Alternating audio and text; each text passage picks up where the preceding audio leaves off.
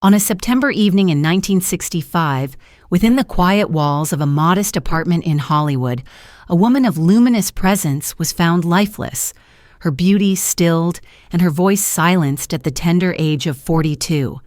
That woman was Dorothy Dandridge, a name once glittering in lights, her face admired across magazines, her voice echoing in smoky clubs, her figure gracing cinema screens that had rarely welcomed a woman of her heritage with such grandeur. And yet, in death, she left behind as many questions as she had in life, for her story was not one of simple triumph, but of shadows and starlight woven together in a fragile cloth that tore too soon. Welcome, dear listener, to this telling of her journey. Before we begin, I invite you to share where and when you are listening, as together we form a thread of memory that reaches across lands and generations. Your reflections and presence keep these voices alive, and if you wish to see more stories linger into the night, you may support this channel by pressing the subscribe button, that these chronicles may continue their quiet passage into time. The story of Dorothy Dandridge begins not upon the gilded stages of Hollywood, nor beneath the velvet glow of nightclub lamps, but in the humbler streets of Cleveland, Ohio, where she entered the world on November 9th of the year 1922. Her earliest days unfolded not in abundance, but in modest rooms that smelled faintly of coal smoke and worn fabric, where winters were long and money was scarce. Her mother, Ruby, carried within her a fierce determination, a spirit that burned against the chill of poverty, and it was she who planted within Dorothy and her elder sister, Vivian, the notion that talent might be a key to a better life, a key that could unlock doors which otherwise remained sealed to those who bore the weight of both poverty and black skin in a divided land. Ruby herself was no stranger to hardship. She had separated from her husband before Dorothy was old enough to remember his presence, and she poured her restless energy into shaping her daughters into performers. Some might wonder if it was love or ambition that drove her, but perhaps it was both, twined inseparably together. She believed that within the smiles of her girls and the sweetness of their voices lay a fortune that the world could not deny. And so she rehearsed them, trained them, urged them onto stages, even when their limbs grew weary and their eyes longed for rest. In those early days, Dorothy was small and bright-eyed, her curls catching light like threads of dark copper beneath a lamp, her voice high and innocent, yet already bearing a clarity that would one day become haunting. The air of Cleveland was filled with the strains of church choirs and the crackle of radios carrying jazz across neighborhoods, and young Dorothy absorbed these sounds as though each note were nourishment. Her childhood was not one of idle play, for Ruby guided her daughters toward stages, small and local at first, where the clapping of neighbors offered encouragement, though behind that applause lingered the knowledge that their talents were often seen as novelty rather than as equal artistry. It was within such spaces that Dorothy first learned the duality of attention. To be looked upon with admiration could feel like warmth against the skin, yet it also carried the sting of judgment, the sense of being placed in a box, of being marveled at but never truly embraced. For America of the 1920s and 1930s was a land divided by lines of color, and though black artistry was celebrated in music halls and churches, the larger world remained resistant to granting its daughters and sons the full dignity of belonging. Ruby, however, refused to let such truths dissuade her. With unyielding will, she formed her daughters into a singing act, christened the Wonder Children, and with this name they began to travel. Dorothy was scarcely more than a child when she found herself before audiences whose faces blurred beneath the glare of stage lights. The sound of her sister's harmony beside her, the rustle of costumes sewn from modest fabrics, the heavy perfume of theaters, and the coins pressed into Ruby's hand at the end of a performance became the fabric of her youth. One can imagine the mixed emotions that must have stirred in Dorothy's heart. Was she proud to sing, Did she feel joy when applause filled the air? Or did she sometimes long to slip away into a childhood unshaped by ambition, to wander fields or streets without the pressure of performance? Such questions drift like smoke, without answers, yet perhaps within that tension lay the seeds of the woman she would become, one who both loved and suffered beneath the gaze of others. As the sisters traveled, Dorothy learned to read the language of audiences, the polite smiles, the surprised gasps when two little girls could carry songs with such poise, the occasional dismissive murmur that betrayed prejudice. For even in applause, there was sometimes condescension, as though the delight was in watching children perform tricks rather than in witnessing artists. Still, the stage was a place where Dorothy discovered power, even if she did not yet know its weight. The long journeys by train left impressions upon her senses, the endless rhythm of wheels upon tracks, the scent of soot drifting through open windows, the sight of landscapes shifting from industrial cities to rural fields, all became part of her childhood memories. She must have looked out upon those landscapes with both wonder and weariness, for the life of performance carried little rest. Ruby pressed her forward, convinced that the world would one day open its arms. But in those moments, Dorothy may have wondered whether the world's embrace would be tender or suffocating. It is said that when a child first steps beneath stage lights, something is imprinted within them. For Dorothy, the lights were both friend and foe. They offered warmth, made her visible, and lifted her voice into space. Yet they also carried shadows. For when the lights dimmed, she returned to modest rooms, to the reality of being a black girl in a society that measured worth through narrow eyes. This duality of light and shadow would follow her all her life, until even in her final days, she could not fully step out of either realm. As the 1930s moved forward and Dorothy grew into her early teenage years, she found herself more deeply immersed in performance, shaped not only by her mother's discipline, but by her own quiet awareness of what it meant to be watched. Already she was learning the art of holding an audience, of carrying herself with poise beyond her years. And yet, beneath the surface, she was still a child, carrying doubts, carrying dreams, uncertain of what the future might hold. And so we leave her here, in this first part of her journey, a young girl standing upon a stage, the glow of lights upon her face, the echo of applause filling her ears. Her eyes perhaps glance beyond the crowd into a darkness she cannot yet name, as though sensing that the path before her will be both bright and perilous. The image lingers, a child, a song, and a future unwritten. The sound of train wheels still echoes, the steady rhythm carrying Dorothy and her sister from town to town, a lullaby of motion and iron. Each journey stretched across the map of America, weaving through cities where opportunity seemed near, yet always just beyond reach, and through small towns where stages were little more than raised platforms beneath flickering lights. The girls, known to audiences as the Wonder Children, were guided at every step by Ruby's determined hand, her gaze sharp with both hope and burden. The girls sang with voices still tender with youth, and those who heard them marveled at their discipline, though few considered the cost of such precision pressed upon children, not yet free to choose their own paths. The wonder of those days was not always in applause, but in the fragments of life between performances. Dorothy would press her face against the cool glass of the train, watching fields roll by, the crops rising and falling in endless green and gold, or the smokestacks of factories belching gray clouds into the horizon.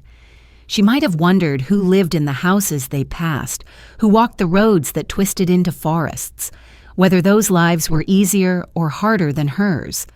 Yet always the rhythm of the rails reminded her that she was moving, never rooted, never still.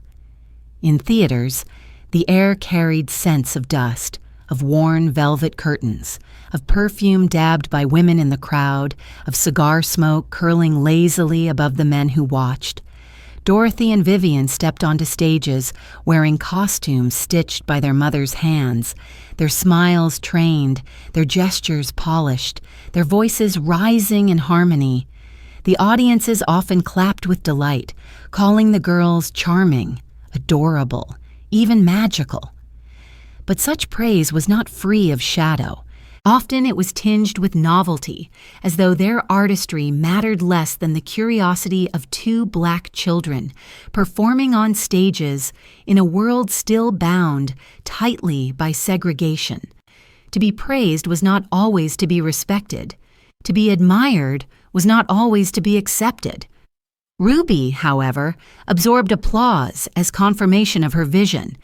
She believed that every coin pressed into her palm, every cheer that followed a song, was proof that her daughters were destined for something larger. She pushed them harder, rehearsed them longer, ignored their weariness, and silenced their protests. Some might look back and wonder whether Ruby sought fulfillment for herself through her children's voices. Others may see a mother's fierce love in a time when choices were few, when to be poor, female, and black was to stand at the very edge of survival. Perhaps the truth was not one or the other, but both, braided tightly together, impossible to separate. As Dorothy grew, the miles pressed upon her. Performances blurred together. Faces in crowds became indistinct. Only the feeling of being watched remained. Applause was sweet but fleeting, vanishing into silence as the family returned to small rooms, to modest meals, to counting coins. There were nights when Dorothy may have dreamt of other lives, dreamt of being simply a girl rather than a performer, dreamt of running barefoot through streets without rehearsals, waiting at the end of the path. But when morning came, Ruby was there with instructions, with songs to practice, with costumes to mend. Childhood slipped through her fingers like water, always present but never fully grasped. Still, in those moments upon the stage, something within Dorothy flickered. There was a power in standing before a crowd, in filling a room with song. She discovered that her voice could move people, could draw their eyes and silence their chatter. Even if some saw her as a novelty, she sensed that her gift was undeniable, that something within her could not be contained by small clubs or fleeting curiosity. Whether she knew it then or only realized it later, these years planted within her a sense of both burden and possibility, a contradiction that would remain with her until her last days. The 1930s rolled forward, and with them came both opportunity and hardship. The Great Depression cast long shadows across the land, emptying wallets and closing doors. For entertainers, the road grew harsher, the coins fewer, the audiences smaller. Yet even amid scarcity, music and performance endured, for people sought escape from hunger and fear in the glow of lights and the swell of song. Dorothy and Vivian's act provided such escape, however brief. Still, behind the applause, the family struggled, and Ruby's resolve only hardened. She believed the path ahead would not open by chance, but only by relentless effort. And so the train wheels continued to turn, carrying them onward. It is within these years that Dorothy began to absorb more than songs. She listened to conversations among adults, to the frustrations of black performers whose talent was praised, yet whose dignity was denied.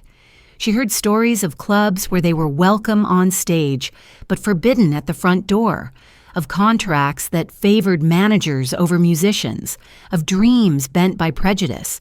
Though she was still a child, these truths seeped into her awareness, shaping her understanding of the world she was entering. To sing was not simply to perform. It was to step into a world of boundaries drawn by others, a world where art was embraced but humanity withheld.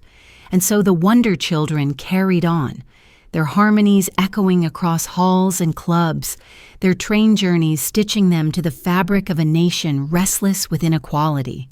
Dorothy's eyes grew more knowing, her posture more poised, her smile more practiced. Childhood faded as performance became identity, yet within her a question may have lingered. Was she singing for herself, for her mother, or for an audience that would never truly see her? The answer would not come easily, perhaps not at all. The train wheels continue to hum, the rhythm of travel shaping her youth. One can imagine her sitting quietly as the world rolled past, her reflection merging with passing fields in the window pane, her voice humming softly to herself as if to keep company with the rails. She was a girl moving forward yet tethered to uncertainty, a girl whose gift carried both promise and weight. And as the train pulled into another station, the air filled with coal smoke and the shouts of porters, Dorothy's path stretched onward, carrying her closer to a city where dreams shimmered and illusions waited. For now, we leave her on that platform, stepping down from the train, her hand in her mother's, her sister at her side, the world wide and unyielding before her. The sound of the wheels lingers still, fading into silence as the night closes around her. The sound of train wheels fades, leaving only a hush of silence broken by the occasional cry of a porter and the shuffle of footsteps on a station platform. Into this atmosphere Dorothy stepped, a young girl of quiet bearing, her hand still within her mother's firm grasp, her sister by her side. The city that received her was Los Angeles, a land of sunlit promise where the air seemed infused with possibility, and yet beneath the glow lay currents of resistance, boundaries drawn sharply even as they appeared to blur. It was the 1930s, and the Harlem Renaissance that had once kindled the spirit of black art in the East had begun to echo westward, finding smaller yet vibrant enclaves where music and poetry, laughter and struggle gathered together under one roof. For Dorothy, Los Angeles was both dazzling and unsettling. The streets hummed with automobiles, the storefronts glistened with glass, the sky itself seemed larger, brighter, as though the heavens leaned down closer here. But as she walked those streets, she quickly discovered that the brightness of California sunlight cast long shadows. Neighborhoods were divided, opportunities restricted, and though the glamour of Hollywood loomed nearby with its painted billboards and photographs of stars, those gates remained closed to all but a chosen few. Dorothy, with her youth and her talent, could feel its nearness. But she could also sense the weight of barriers too invisible to see and too strong to shatter. Her mother, Ruby, saw in Los Angeles a new stage, a place where performance could reach beyond small-town theaters. She pressed her daughters into further training, guiding them toward musicians, teachers, and managers who might polish their gifts into something marketable in this land of film and song. Dorothy, still young, absorbed these lessons with both diligence and quiet reserve. Her eyes grew sharper, her awareness deeper. She could sense the excitement of the city's small but determined Black artistic community, a community that created its own spaces of joy and resilience, even while excluded from many of the broader stages. In nightclubs tucked away in corners of the city, in churches alive with gospel, in dance halls that trembled with rhythm, Dorothy glimpsed the resilience of her people, their artistry flowing in defiance of a world that attempted to confine them. And yet, Hollywood itself remained elusive. The great studios, with their endless sets and armies of typewriters clicking in offices, were not built for her. The leading roles were carved for faces considered marketable by producers who looked upon Black performers as side characters, novelties, or exotic embellishments. Dorothy, still only a girl, would stand at a distance and sense this truth. Perhaps she wondered if the lights of cinema could ever shine fully upon her. Perhaps she felt both attraction and warning, as though staring at a fire that promised warmth but threatened to consume. In those years, she continued to perform, often with her sister, sometimes in small venues where the applause was generous, but opportunities remained narrow. The nights in Los Angeles carried their own scents. Orange blossoms drifting through open windows, the dust of streets rising in the evening heat, the smoke of cigarettes curling in rooms where jazz musicians bent notes into lament and laughter alike. Dorothy, standing quietly in those rooms, must have absorbed it all. She was a girl becoming a woman, and with each performance she grew more aware that her beauty carried a presence audiences could not ignore. Yet she also felt the danger of being reduced to that beauty, of being admired but not recognized for her true artistry.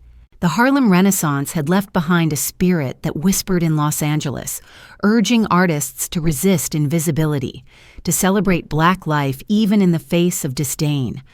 Dorothy was too young to have stood in Harlem during its height, but its echoes reached her nonetheless, in the poetry of Langston Hughes, carried west, in the recordings of Bessie Smith, in the steps of dancers who refused to be bound. These influences were not abstractions to her, but living examples of how art could defy exclusion. Still, she saw that for every door opened by such brilliance, another remained bolted. One can imagine her in those years, walking past the grand theaters of Hollywood Boulevard, gazing at posters that proclaimed the faces of actresses who embodied glamour, none of whom looked like her. Did she wonder if she could join them? Did she feel hope rising or resignation settling in? Questions without answers linger like shadows behind her youthful smile. For the contradiction of her life was already taking shape, the awareness that she possessed gifts capable of moving hearts, and the knowledge that the world might never fully allow her to wield them. Her sister Vivian remained her companion on stage, their harmonies still woven together, their bond strengthened by shared journeys. Yet even within that closeness, Dorothy began to sense her own path, distinct and solitary. Her voice was different, her presence singular. Those who saw her perform noted something beyond charm, something that seemed to hold the air in suspension, as though time itself leaned forward to listen. Such qualities cannot be taught, cannot be rehearsed, and Dorothy perhaps felt the stirrings of a destiny that belonged to her alone. But with destiny came pressure.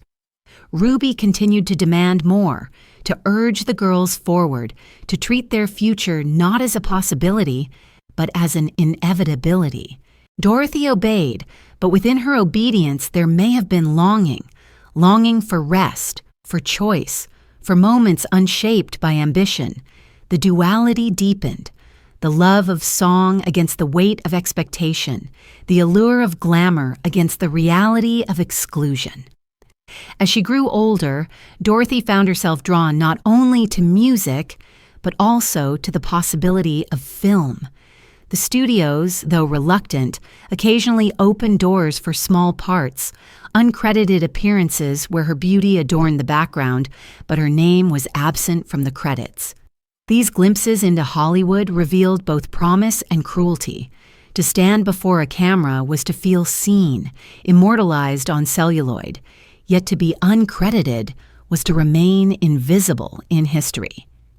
Dorothy carried both sensations within her, learning that to be present did not always mean to belong. And so her teenage years unfolded beneath the California sun, marked by rehearsals, by small triumphs, by disappointments quietly endured. The laughter of her sister, the stern voice of her mother, the applause of audiences that faded into silence, all became the texture of her days. At night, she may have lain awake, listening to the faint hum of the city outside her window, wondering what shape her life would take, whether the path she walked was chosen or imposed. It is in this space we leave her for now, a girl on the cusp of womanhood, standing in Los Angeles where the Renaissance's afterglow lingers like the fading warmth of a fire, where the promise of Hollywood glimmers yet remains withheld. She stands upon a threshold, her reflection caught between stage lights and shadows, uncertain of which realm will claim her. The click of typewriters in distant studio offices continues, unseen hands deciding which faces will appear upon the screen, and her own face waits, luminous but unacknowledged, beneath the vast California sky. The click of typewriters echoes still, each keystroke shaping fates that Dorothy could not see, words pressed into scripts, contracts, and schedules that determined whose faces would shine in the theaters of Hollywood. Into this world of endless paper and polished illusions, Dorothy stepped cautiously, a young woman who had carried her voice across countless stages and now sought her place among the flickering images of cinema. Her earliest appearances were brief and often nameless, glimpses caught by cameras that recorded her beauty, but not her identity. She stood in the background of scenes, her presence intended as decoration, her lines, if any, cut short or erased, her talent unnoticed beyond her allure. The sets themselves carried their own atmosphere, half real and half shadow. To step onto them was to enter a world built for an instant, walls painted to appear as palaces, streets constructed to resemble distant lands, lights burning hot above, their glare turning every gesture into performance. Dorothy felt the weight of those lights as she had felt the glow of stage lamps in her youth. But now the stakes were different. Here, cameras captured not only her movements, but her essence, freezing them for audiences she would never meet. And yet, when the credits rolled, her name did not appear, as though she were invisible even in visibility. Hollywood of that era was both dazzling and cruel. The grand studios produced films that enchanted millions, yet behind their glamour lay rules unspoken but rigid. Black performers, no matter their talent, were often confined to roles of servants, dancers, or exotic figures whose humanity was secondary to the spectacle. Dorothy, with her delicate features and radiant presence, found herself admired by casting directors who whispered of her beauty but hesitated to imagine her in roles beyond ornament. It was a paradox that would shape much of her life: to be admired and yet denied, seen and yet unseen. As she walked through studio corridors, the air filled with the scent of fresh paint, hot lights, and cigarette smoke, she may have listened to the laughter of white actresses rehearsing lines, their voices confident, their futures secured by contracts and publicity campaigns. She, by contrast, waited for calls that might never come, for opportunities that were always conditional, always tentative. Did she feel resentment, or did she hold on to patience, believing that persistence might one day pierce the veil of exclusion? Such questions linger without answer, but within her silence, there must have been both longing and resilience. Her early roles offered little more than glimpses: a dancer at the edge of the frame, a voice half heard in a chorus, a figure whose beauty drew the eye for a moment before the camera turned elsewhere. Yet even in those fragments, something of her presence shone. Audiences who looked closely might have noticed her grace, the poise with which she carried herself, the depth in her gaze that suggested a story untold. Invisibility could not entirely erase the essence of who she was.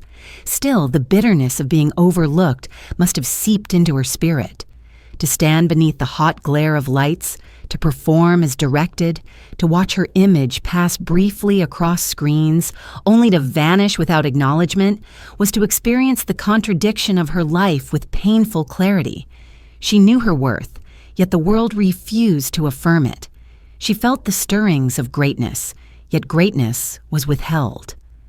Outside the studio walls, Los Angeles pulsed with music and life. Dorothy returned to the nightclubs where her voice was received with awe, where audiences leaned forward as she sang, their applause genuine, untainted by the constraints of contracts. The smoke of the clubs, the clinking of glasses, the murmur of conversations falling silent when she began to sing, all reminded her that she was more than what Hollywood permitted her to be. In these spaces, she was not a background figure, but the center of attention, her voice commanding the room, her presence undeniable. Yet even as she thrived in such moments, she knew they did not carry the permanence of film, that the recognition she longed for remained just beyond reach. It is possible that in these years Dorothy began to realize that her beauty, while a gift, was also a snare. Hollywood's fascination with her appearance threatened to overshadow her artistry, reducing her to an image rather than a full performer. She learned to navigate this paradox, to use her beauty as a doorway while seeking to reveal the deeper truth of her talent. But how heavy must that burden have felt, to know that the very thing that opened doors might also keep her confined? The tension between recognition and erasure deepened as she took on more of these small roles, each one a reminder of both possibility and limitation. When the cameras stopped, when the sets were dismantled, when the films premiered without her name, she was left with the quiet ache of being almost visible, almost accepted. It was as though she existed in the margins of Hollywood's story, never fully allowed to enter its pages. And yet, there was something within Dorothy that refused to yield.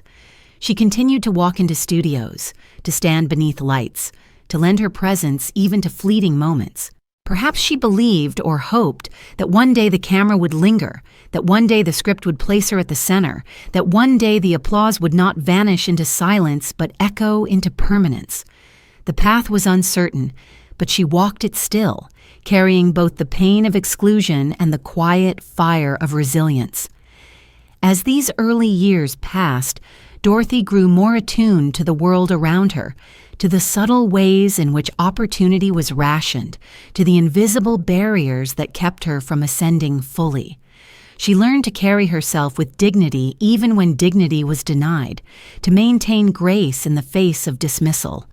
These qualities, though forged in hardship, became part of her essence, shaping the woman and performer she would become. And so we leave her here, standing at the edge of sets where celluloid glimmers, her reflection caught in the lens, only to be erased from credits, her footsteps fading down studio hallways where laughter and typewriters continue without pause. The glimmer of celluloid catches the light, holding her image briefly before dissolving into shadow, a reminder of the paradox that defines her journey. Present yet absent, admired yet ignored, luminous yet unseen. The glimmer of celluloid fades into shadow, its light dispersing, leaving Dorothy once more outside the great gates of Hollywood. Yet as the artificial radiance dimmed, another glow awaited her, softer but warmer, found not in the studios but in the dimly lit nightclubs where the air pulsed with rhythm and the scent of smoke. Here, beneath low ceilings stained by years of tobacco and laughter, Dorothy began to discover another kind of stage, one that embraced her not as ornament, but as force, not as a silent figure in the background, but as a woman whose voice could command the room.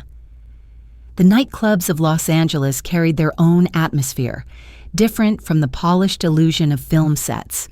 Their tables were crowded with glasses half-filled, their walls heavy with murals of past performers, their air alive with the chatter of audiences who came seeking escape from the long hours of day. Dorothy, stepping into such spaces, felt both the intimacy and the risk of being so close to her audience. Every note she sang reached ears just feet away. Every gesture carried weight. Every pause hung in silence that could either thrill or collapse. And in these moments, she found herself awakening to the power of her gift. The voice that had once carried songs of childhood now deepened, warm and sensuous, capable of drawing sighs from listeners who leaned forward in their chairs. When she sang, conversations hushed, smoke seemed to pause in the air, and time itself slowed. Those who heard her often spoke of her presence as magnetic, not flamboyant or excessive, but commanding in its subtlety. She did not need to raise her voice to be heard, for there was something within its timbre that pulled people inward. Yet these clubs were not only havens of admiration. They were also places where Dorothy confronted the contradictions of her identity. The audiences were often mixed, though never equal. She sang in rooms where she could be the star of the stage, yet not a guest in the hotel upstairs, where her presence was celebrated for the length of a song but restricted once the spotlight dimmed. This duality was familiar, an echo of her earlier experiences, and it carved deeper lines within her understanding of what it meant to be both admired and excluded. Still, the nightclub stage granted her something Hollywood had withheld: acknowledgement. Here, her name was known, spoken, written on signs outside that promised evenings of song. Here she was not erased in credits but called forward for encores, her beauty and talent embraced together. These moments must have filled her with a sense of possibility, of what might be if the larger world could look upon her with the same recognition. The rooms themselves left impressions upon her senses: the clinking of ice in glasses, the faint burn of whiskey drifting through the air, the velvet curtains drawn back to reveal her figure, standing poised in the glow of a single spotlight. She wore gowns that shimmered faintly as she moved, their fabric catching light like water. Each performance carried both intimacy and grandeur, as though she was confiding secrets to strangers, while at the same time commanding their devotion. But with acknowledgement came new burdens. To hold audiences captive was to raise expectations, and Dorothy, still young, bore the weight of being more than merely a singer. She became an image, a figure of allure, whispered about in tones that mingled admiration with desire. She began to sense that her artistry was inseparable from how she was seen, that her beauty was both the doorway to her success and the cage that might confine her. How must it have felt to realize that the very light that illuminated her also cast shadows too deep to escape? Her mother Ruby remained nearby, guiding, watching, urging her forward. Yet Dorothy herself was beginning to step into independence, shaping her own choices, sensing that her path might diverge from what had been scripted for her since childhood. The applause in these clubs was hers to claim, and in those moments she may have felt, perhaps for the first time, that she was not only fulfilling her mother's vision but discovering her own. As nights turned into weeks and months, her reputation grew. She became a name spoken beyond the club doors, a singer whispered about in the city's circles, a presence that lingered in the memory of those who had heard her once. Still, the divide between nightclub fame and Hollywood recognition remained stark. To shine in the intimate glow of a club was not the same as to be immortalized on screen, and Dorothy carried the ache of that distance within her. Yet even so, each performance was a step forward. Each note a seed planted, each gaze held by her presence, a reminder that she was destined for more. Perhaps in those nights she began to imagine a future where her voice could fill concert halls, where her image could lead films, where her artistry could transcend the limits imposed upon her.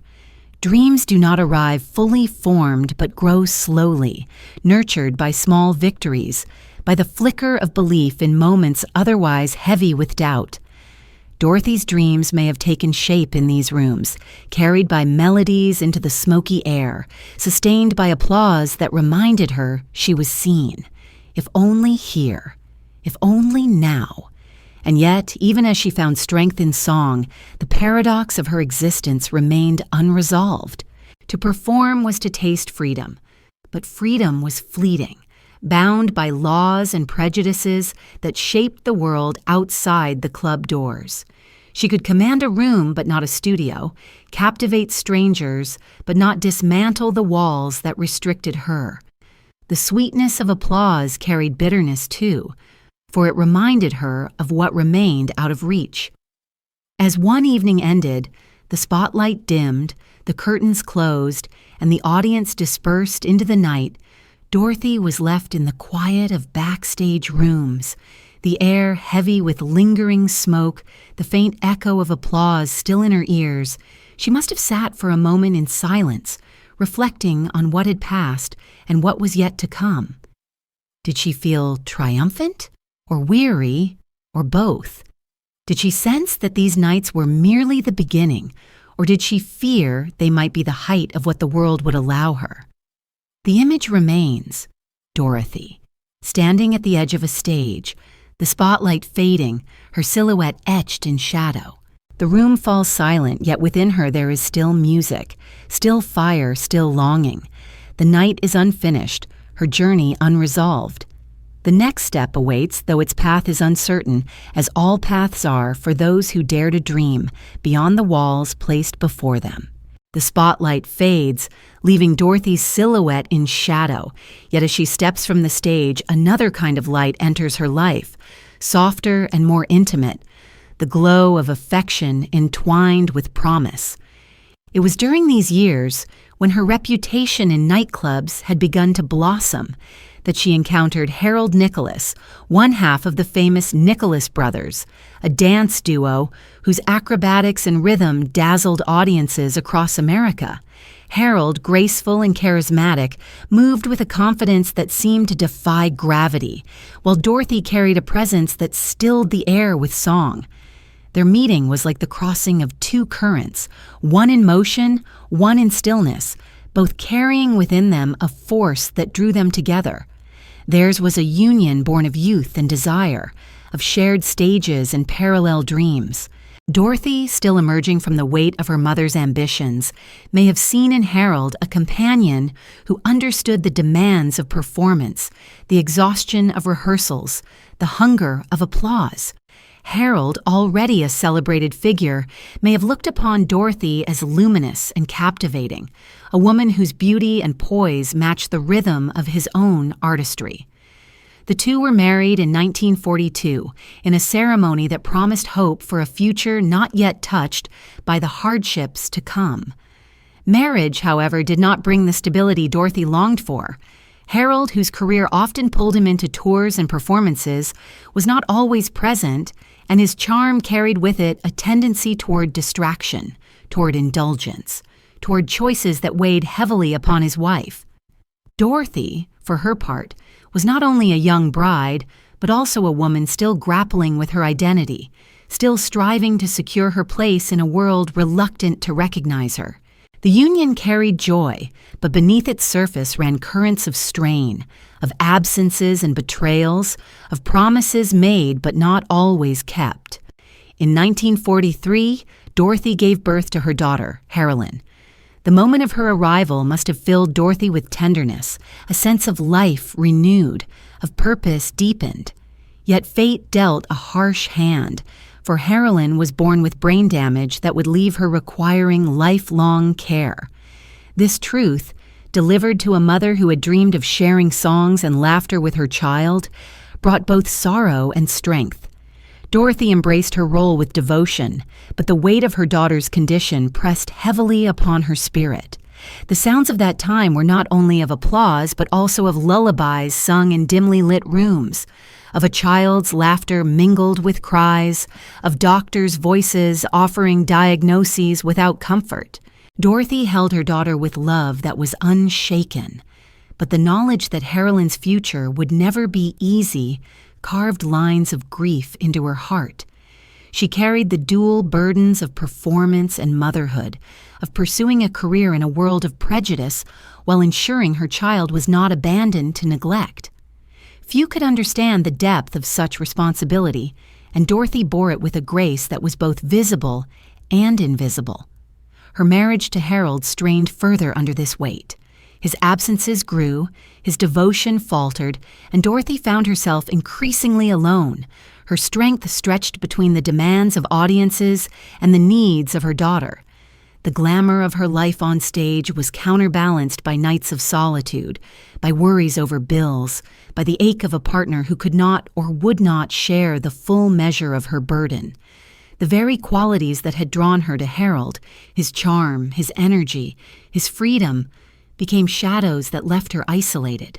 Yet within this hardship, Dorothy revealed a resilience that would mark her life. She did not turn away from her daughter's needs, nor did she abandon her pursuit of artistry. Instead, she carried both, though at great cost to her spirit. To perform under lights while carrying the private weight of grief is to embody both strength and fragility, and Dorothy did so with a poise that audiences admired without ever knowing the full depth of her sacrifice. There were moments, surely, when she must have asked herself what future awaited her. Could she sustain the balance between motherhood and career, between love and disappointment, between hope and reality? The answers were never clear, and perhaps that uncertainty etched itself into her songs, lending them the haunting quality that audiences felt but could not name. The image of Dorothy in these years is layered. A young woman in elegant gowns, her voice filling nightclubs with passion, her smile radiant beneath spotlights, and at the same time, a mother in modest rooms, cradling a child who required more than the world could offer, her expression softened by love, yet shadowed by fatigue. These dual lives coexisted within her, each shaping the other, each revealing the depth of her humanity.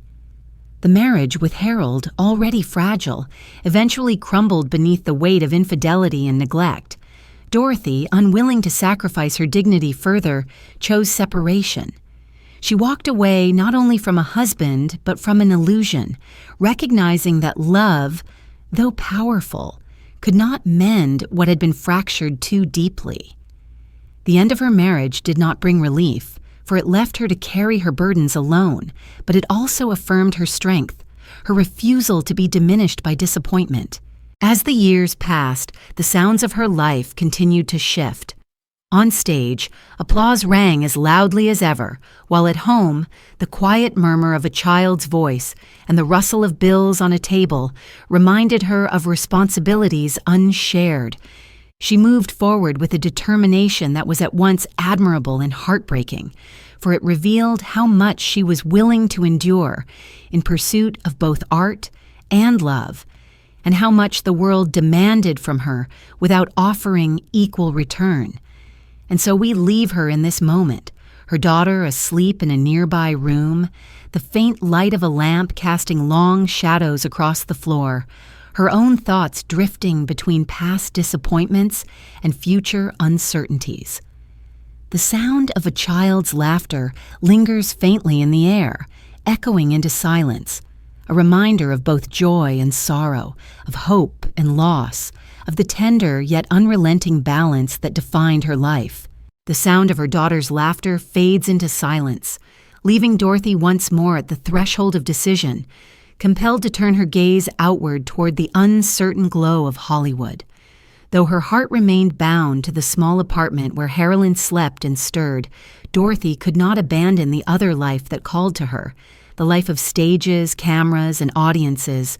She was still young, her beauty undeniable, her voice growing richer, her presence more seasoned by both triumph and sorrow. Within her stirred the quiet insistence that she was meant for more than fleeting glimpses on screen, more than the confines of nightclubs, more than the anonymity to which studios had consigned her. The climb toward recognition in Hollywood was slow, uneven, like scaling a wall whose stones crumbled beneath the weight of each step. She returned to the studios with renewed determination, her mother Ruby still urging her forward, though now Dorothy walked with a greater sense of independence, no longer merely a daughter carried by ambition, but a woman demanding her own place. Casting directors continued to circle her, their eyes filled with admiration that often spoke more of her allure than her talent. They whispered that she could be a star, though always with hesitation, as though to say the words aloud was itself a risk. For Hollywood remained bound to its unwritten rules. Leading ladies, in the eyes of those who signed contracts and controlled cameras, were to fit a narrow mold, white, marketable, aligned with an image of glamour that left little space for difference. For Black performers, the roles were meager and steeped in stereotype, designed not to elevate, but to contain. Dorothy stood as both exception and threat.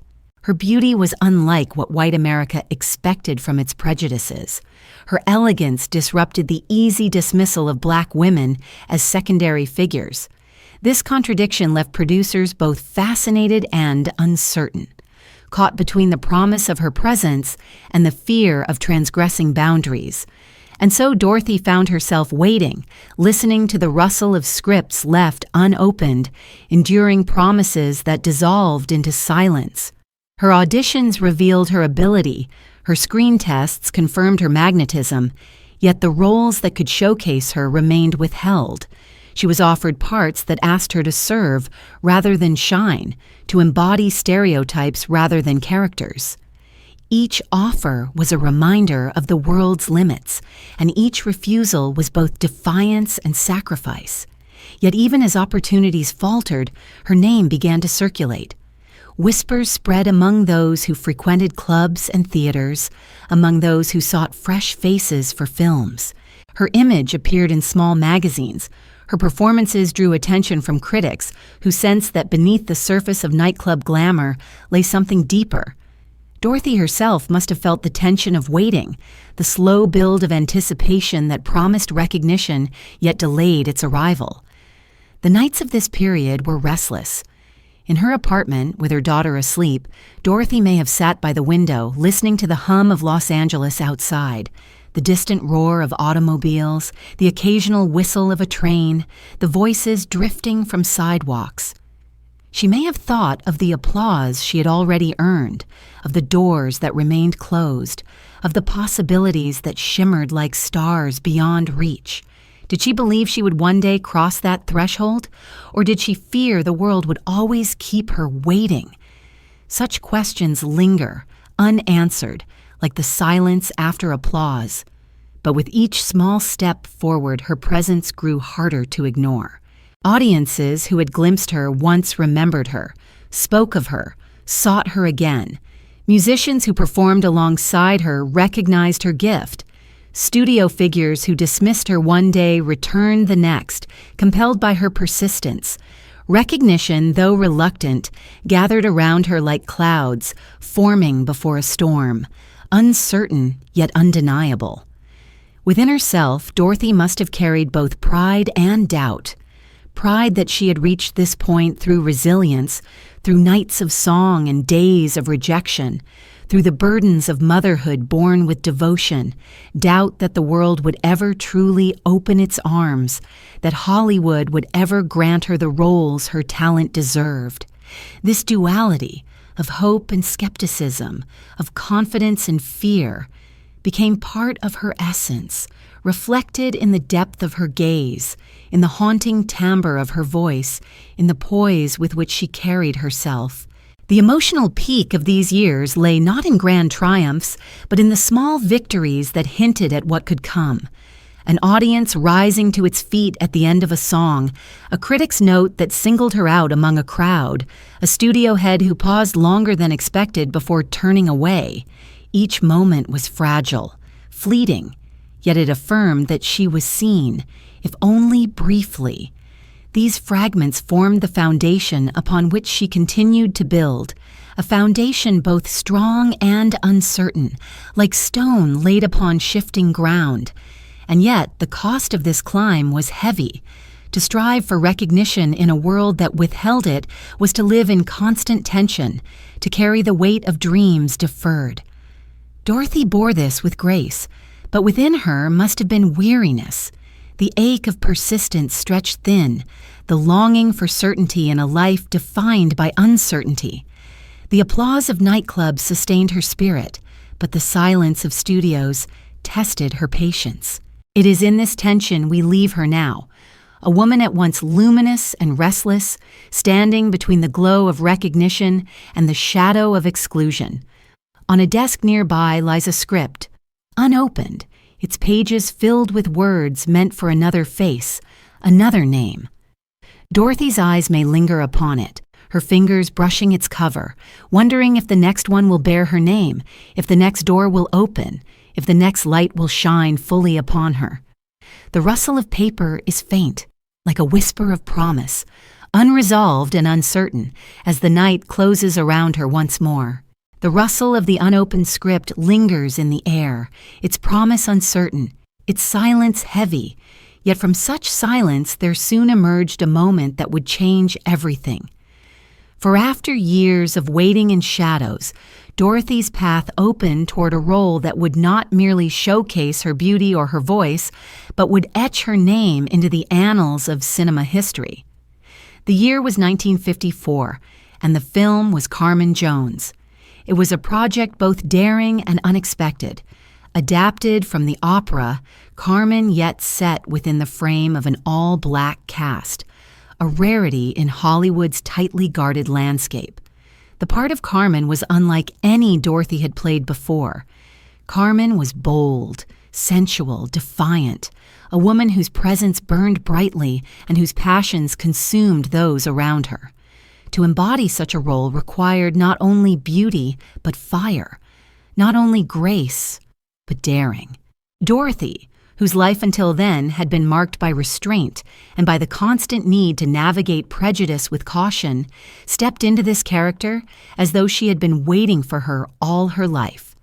Beneath her composed exterior, there was a reservoir of intensity, and as Carmen, that intensity surged forth, electrifying audiences.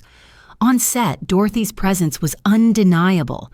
The cameras, which had so often skimmed past her in earlier roles, now lingered upon her face, capturing the depth of her gaze, the curve of her gestures, the heat of her expressions.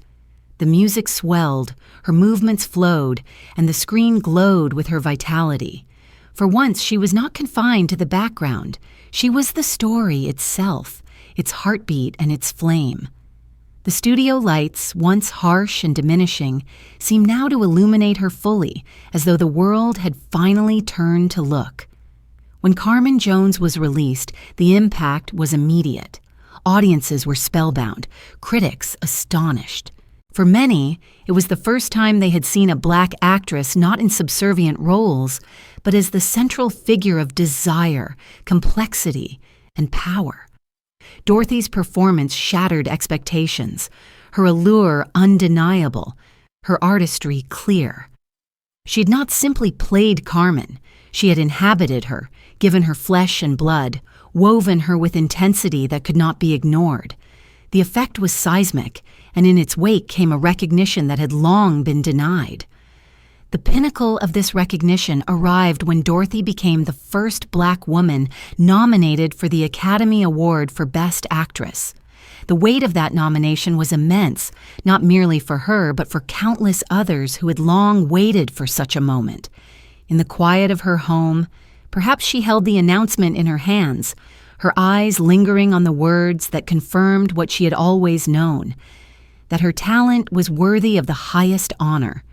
And yet, even in triumph, shadows remained. For the industry that celebrated her still hesitated to embrace her fully, still questioned whether a black actress could carry a career beyond one brilliant role. The night of the Academy Awards must have shimmered with tension. Dorothy, dressed in elegance, walked among the glittering stars of Hollywood, her beauty undeniable, her nomination historic.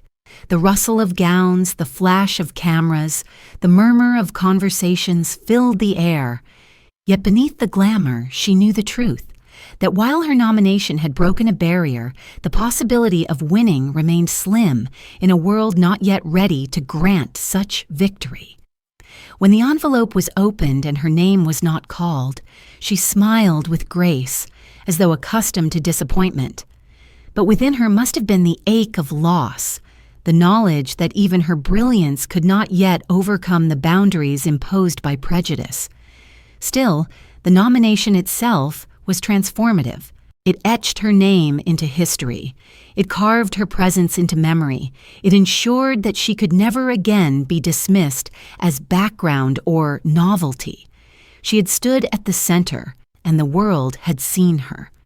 The applause that followed was not only for her performance, but for what she represented, a challenge to Hollywood's rigid structures, a beacon for those who would follow.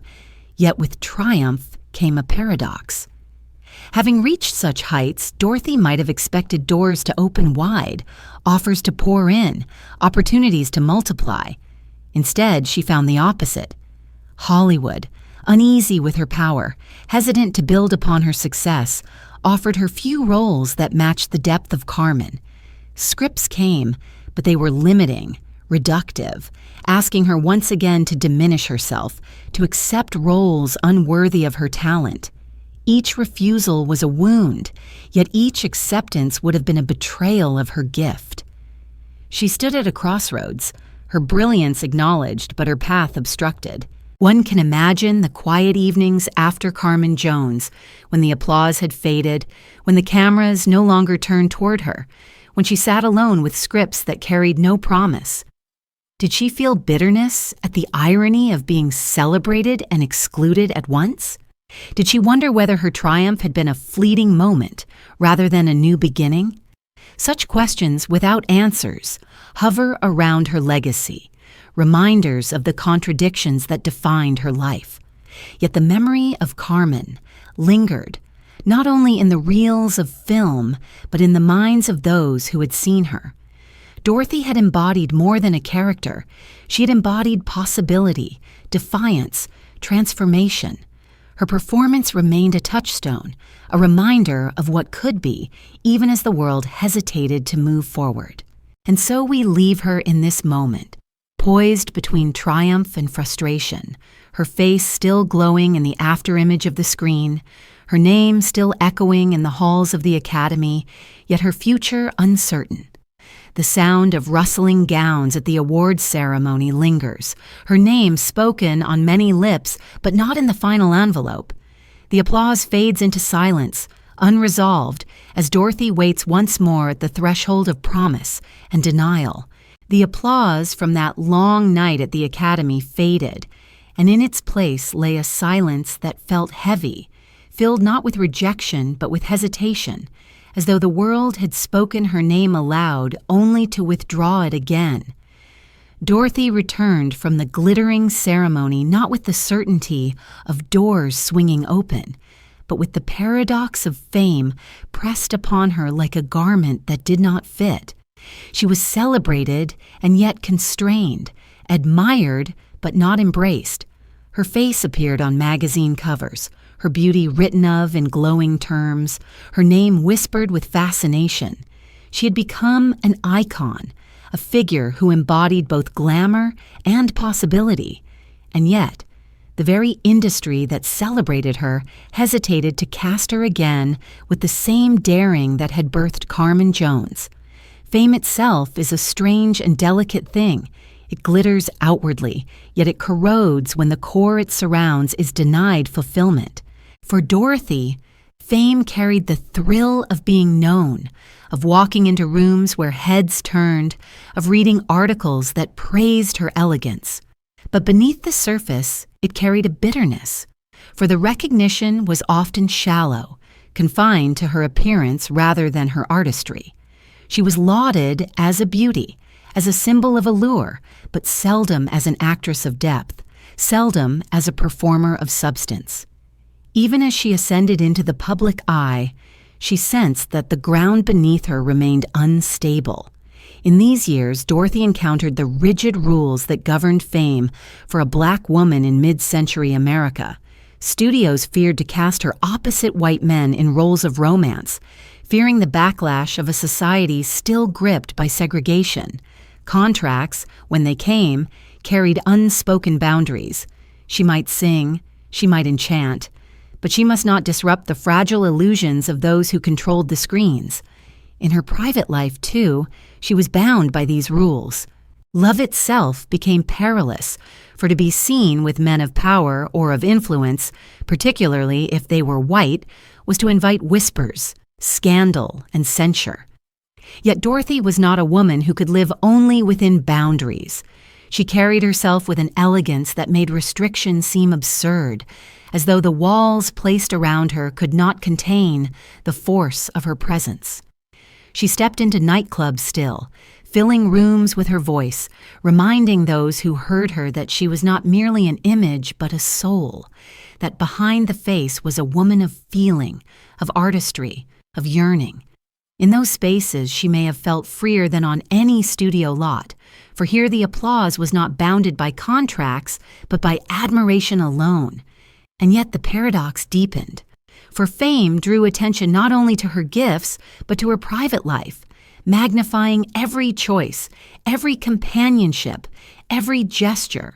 The gossip columns began to whisper of her relationships, of the men drawn to her beauty, of the lovers she took in secrecy because society could not tolerate them in daylight. These whispers added to her mystique, painting her as scandalous, as untouchable, as both desired and forbidden. Dorothy became not merely a performer, but a symbol of allure, of defiance, of transgression. And while symbols may be admired, they are seldom allowed to be human. One can imagine her at home in these years, surrounded by clippings that praised her yet did not understand her, sitting alone in rooms where mirrors reflected her image back at her, an image celebrated by the world but alien to her own heart.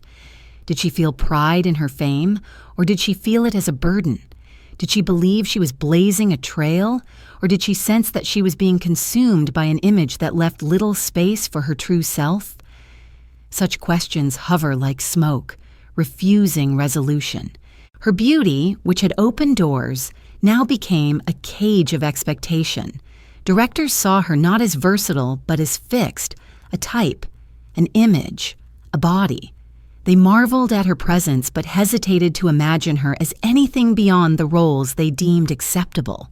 To be famous yet restricted was to live in a constant contradiction, a state of hunger unsatisfied, of recognition incomplete. Dorothy bore it with grace, but within her must have been the ache of knowing that her potential far exceeded what she was allowed to do. And yet, even in these contradictions, she remained luminous. She walked into gatherings with poise, her gowns flowing, her smile radiant, her bearing regal. Those who met her spoke of her gentleness, her warmth, her quiet strength. She was both idol and woman, though the world preferred the idol. The paradox of fame continued. The world celebrated her face while denying her voice, embraced her image while fearing her truth. As time passed, Dorothy may have begun to feel the toll of living within such confines. The energy required to maintain composure, to smile through frustration, to carry herself with dignity when dignity was withheld, must have been immense. The nights after performances or appearances may have been filled not with triumph, but with weariness, the kind of fatigue that seeps into the soul. Yet even so, she did not falter outwardly. She continued to present herself with grace, continued to pursue opportunities, continued to live as though the barriers might yet fall. It is in this tension we leave her now, sitting before a dressing room mirror, her reflection gazing back at her, luminous yet unresolved. The lights around the mirror glow warmly, illuminating her face, but beyond them lies darkness, a reminder of the boundaries still enclosing her. She closes the mirror's cover, leaving her reflection inside, as though to set aside the image the world demanded. The room grows quiet, filled only with the faint hum of electricity, a silence that holds both promise and constraint, unresolved and unbroken. The dressing room mirror closes with a soft click, leaving her reflection trapped inside, a silent echo of the woman the world thought it knew. Beyond that closed mirror lay another part of Dorothy's story, one written not in the glare of stage lights or the silver glow of cinema, but in the shadows of secrecy, in whispered meetings, in the fleeting warmth of love affairs that could never walk freely beneath the sun. For while she was a star in the eyes of many, she was also a woman, longing for tenderness, for companionship, for the intimacy of being truly known. Yet in the world she inhabited, where rules of race and propriety were carved as deeply as stone, such longings often became scandalous, dangerous, or impossible. Her beauty drew men as flame draws moths, yet beauty alone does not explain the intensity of her allure. Dorothy carried within her an air of vulnerability veined with strength, a quiet fire beneath her poised demeanor. To be near her was to sense both grace and ache, both radiance and shadow, and many who encountered her could not resist. Among them were men of influence, directors, producers, actors, men who moved within Hollywood's corridors of power. Their attraction to her was undeniable, yet their willingness to stand beside her in public was constrained by fear. Fear of scandal, fear of condemnation, fear of transgressing the rigid lines of segregation. Thus her romances unfolded in secrecy, conducted in quiet apartments, in whispered phone calls, in late-night walks along hallways emptied of witnesses. There was passion in these bonds, no doubt, but there was also fragility, for secrecy corrodes even the strongest of affections. Dorothy's heart, open and yearning, often found itself entangled in loves that could not last, loves that demanded concealment, loves that left her waiting in silence for a knock that might not come. Among the men who captured her affection was Otto Preminger, the director of Carmen Jones, whose brilliance behind the camera was matched by a commanding presence. Their affair was intense, filled with admiration and desire, yet shadowed by the impossibility of permanence. Preminger, a white man of influence, could not openly acknowledge his love for Dorothy without jeopardizing his career and reputation in a Hollywood still bound by prejudice. Dorothy, in turn, gave herself to him with sincerity, believing perhaps that their connection transcended the world's limitations. But in the end, secrecy demanded its toll, and the affair, like others before and after, left her both fulfilled and wounded. The whispers of these romances reached beyond the walls that confined them. Gossip columns, always hungry for scandal, hinted at her affairs, framing them as proof of her defiance, her danger, her difference. Dorothy became a figure not only of beauty but of controversy, a woman whose loves were spoken of with fascination and judgment alike. She was admired for her daring, yet condemned for the very same, as though the world could not decide whether to celebrate or punish her. For Dorothy, the weight of these affairs must have been profound. Love itself, which for many offers solace and stability, brought her instead both joy and sorrow, both warmth and betrayal. She longed for companionship, yet found herself repeatedly abandoned, sacrificed to the silence demanded by society. She gave herself sincerely, yet sincerity could not withstand the pressures of secrecy, of prejudice, of fear. The ache of being loved but not claimed, desired but not acknowledged, must have cut deeply into her spirit. And yet, in these bonds, she revealed a truth about herself. She was unwilling to live without passion. Even knowing the risks, she chose love over loneliness, desire over resignation. She allowed herself to feel, to hope, to dream of connections that might one day withstand the world's restrictions. It was both her strength and her vulnerability, this refusal to harden her heart. In the quiet of her rooms after such affairs ended, Dorothy must have sat in silence, the perfume of memory lingering, the echoes of words whispered in secrecy still hanging in the air. Did she ask herself why love, which seemed so simple in its essence, was so fraught in her life? Did she wonder whether she would ever find a bond unshadowed by scandal, a love that could walk freely in daylight? Or did she accept that her path, like her career, was destined to be marked by contradictions, by glimpses of fulfillment followed by loss? The image of her in these moments is poignant, a woman seated by a window, the city lights beyond flickering like stars, her hands resting in her lap, her eyes distant. Outside, the world whispered of her scandal, yet inside, she was simply a woman yearning for tenderness. The contrast between the myth and the reality must have been immense, and perhaps only in the solitude of such nights could she fully feel it.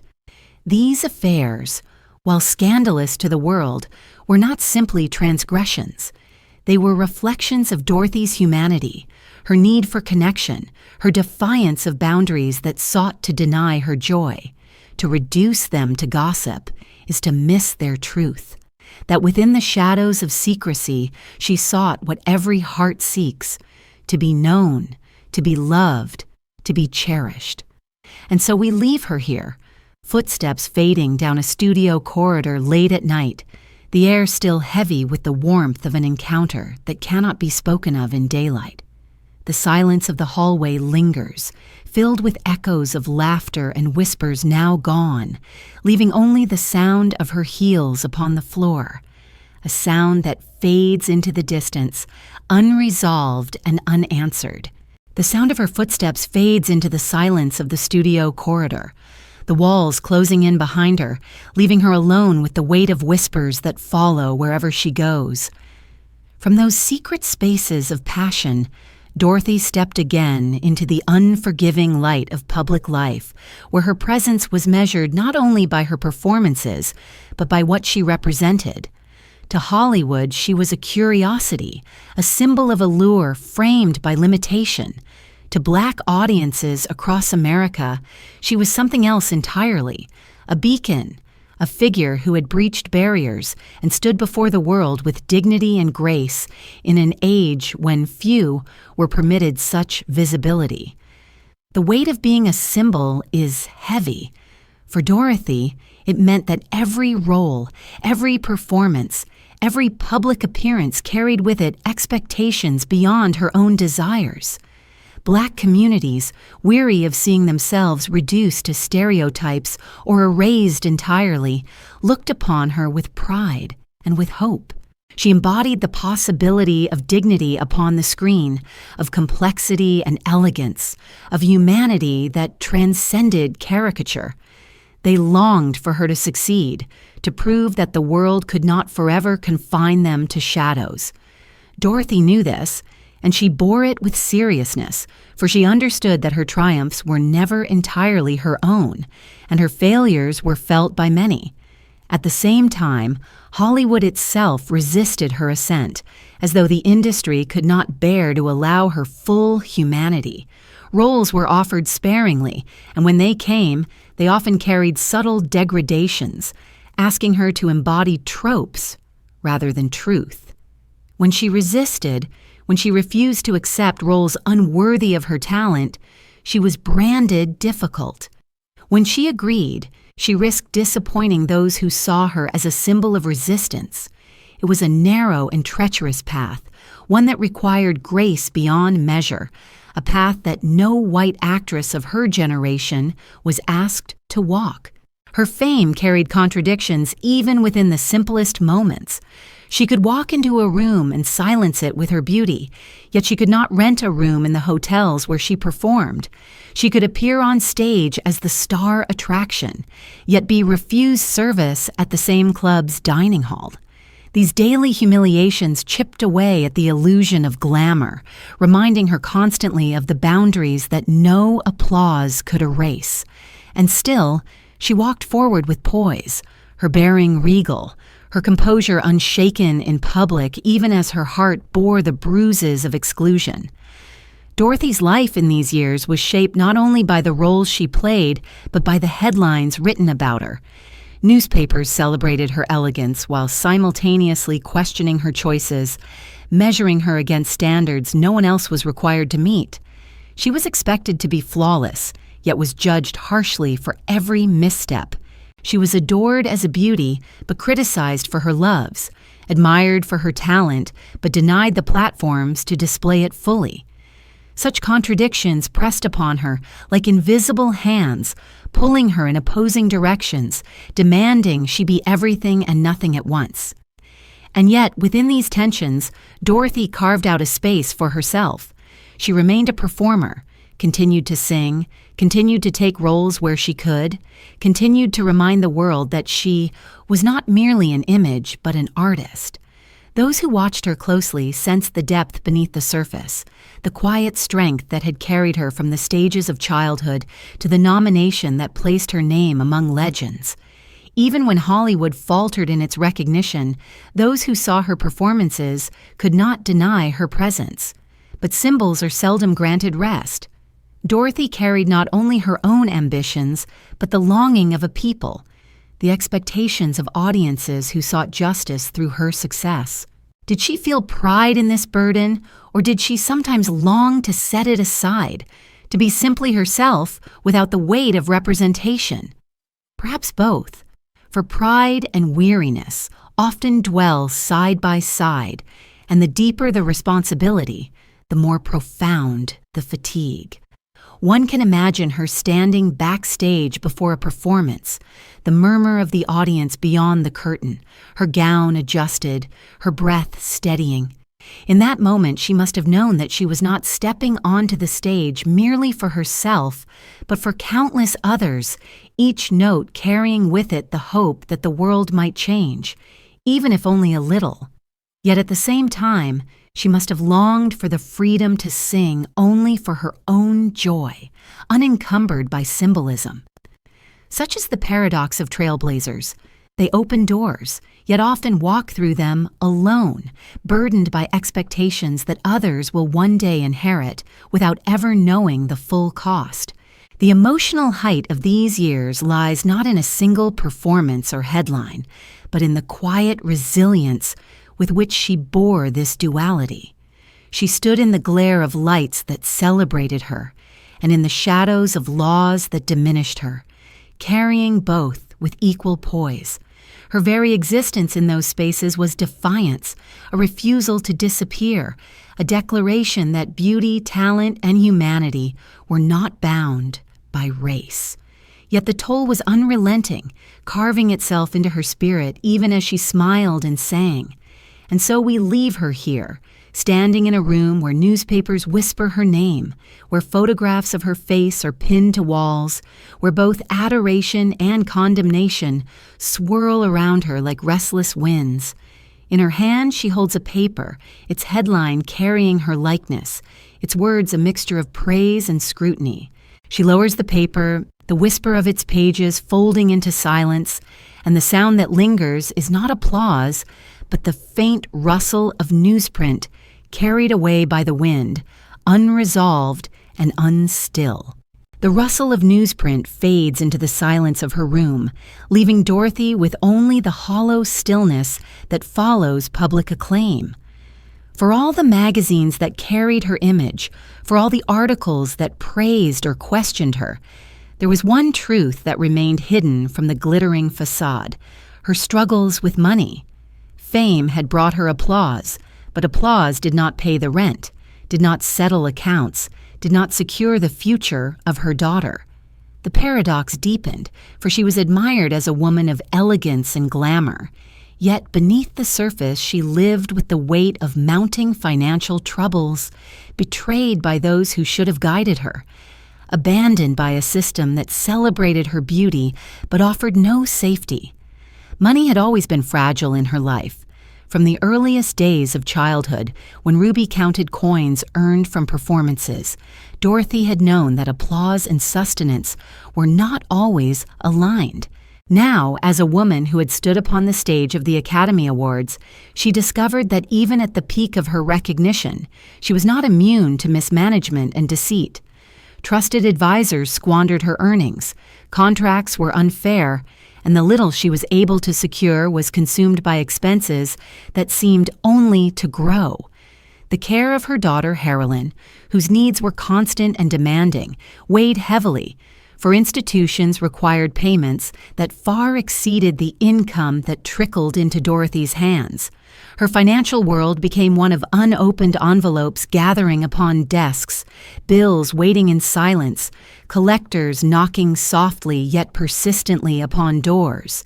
The grandeur of gowns, the flash of cameras, the shimmer of appearances, all were shadows against the harsher reality of accounts that refused to balance.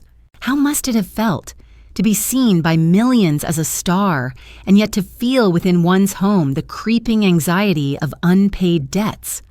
To carry both admiration and fear within the same breath is a contradiction few can endure, yet Dorothy bore it with quiet dignity, concealing from the public what she felt so acutely in private.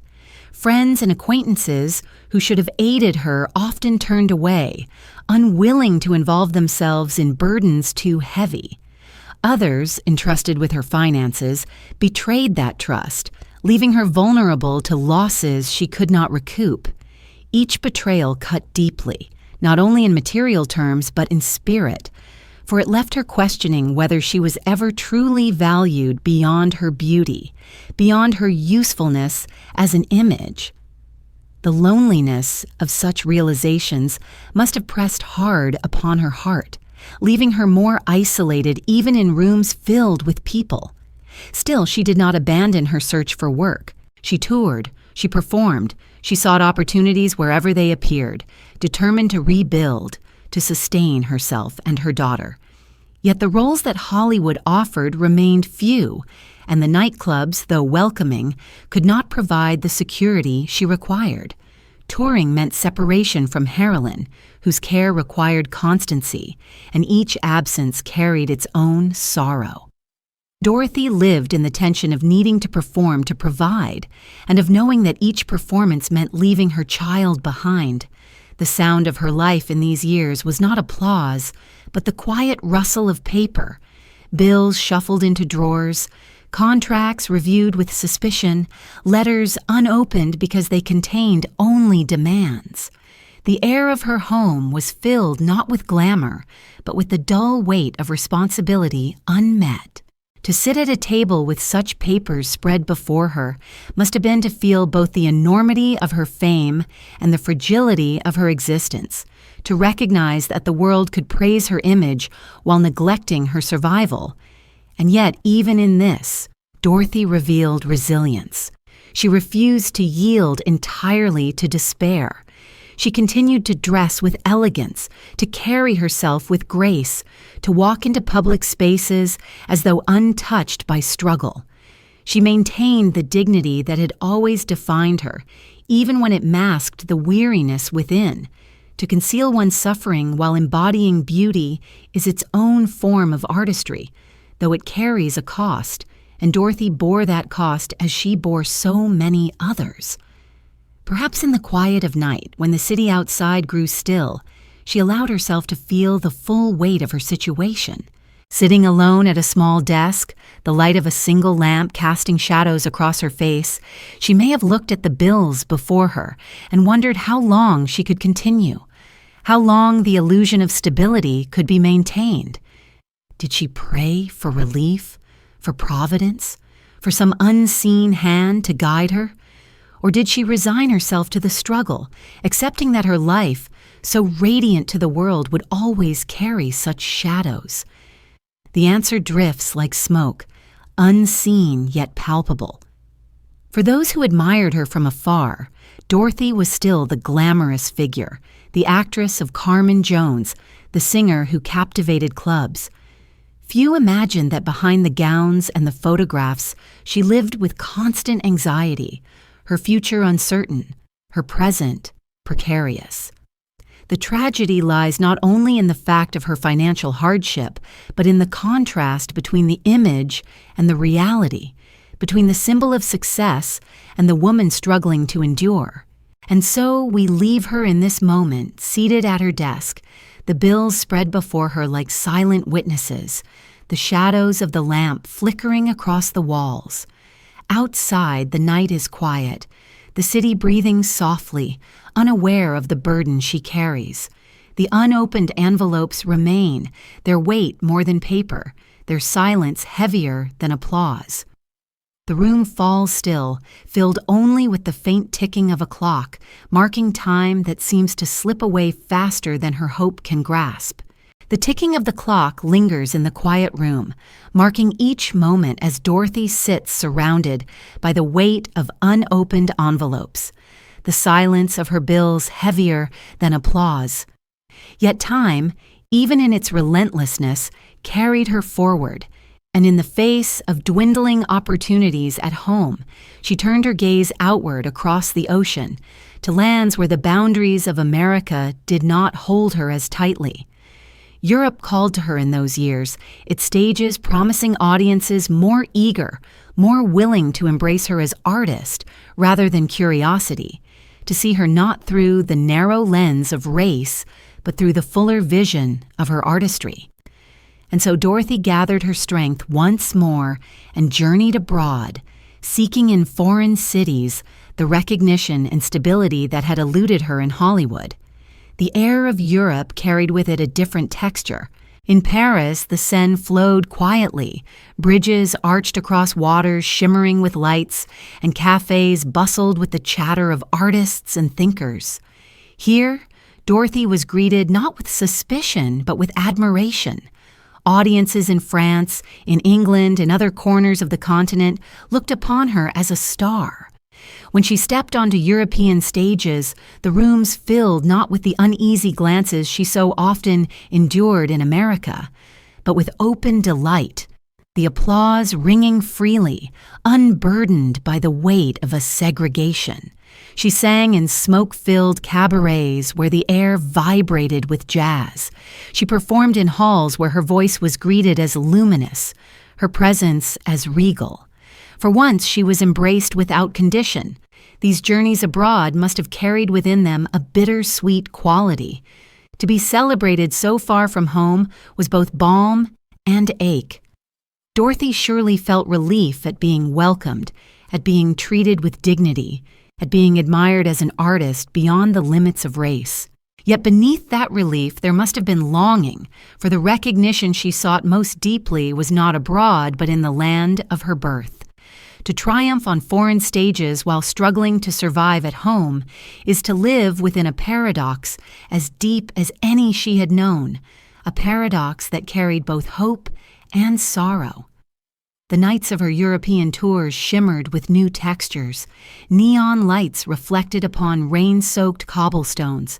Footsteps echoed across narrow streets as audiences departed theaters, still speaking of her, their voices filled with awe. In smoky clubs, glasses clinked and conversations paused when her voice rose above the instruments. The air was alive with possibility, and Dorothy, in these moments, may have felt herself closer to the destiny she had always imagined. She was not a background figure here, not a novelty, but a woman of talent and magnetism. For a time, she must have felt the exhilaration of being fully seen, and yet the shadows of her life traveled with her. Even as she performed abroad, the responsibilities of home lingered.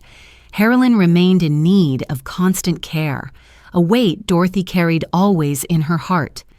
Bills awaited her return, creditors remained. The applause of Europe could not erase the practical struggles of survival, nor could it repair the betrayals of those who had mismanaged her finances. Each ovation, no matter how thunderous, carried within it the faint echo of reality waiting beyond the curtain. Still, the tours granted her something rare, a sense of renewal. To stand before audiences that did not confine her was to glimpse what her career might have been in a world less bound by prejudice.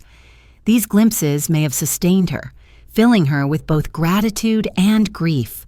Gratitude for the recognition she received, grief for the knowledge that it was withheld at home. The sweetness of applause in Paris or London was shadowed by the bitterness of knowing that in Los Angeles or New York, the same applause was limited, constrained by boundaries not of talent, but of skin. Perhaps in her hotel rooms, as she sat by windows overlooking foreign streets, Dorothy reflected on these contradictions. The sound of distant traffic below, the glow of lamps along boulevards, the laughter of strangers in a language not her own. These filled her nights abroad. Did she feel comforted by anonymity, or did she feel more alone, yearning for home even as home denied her?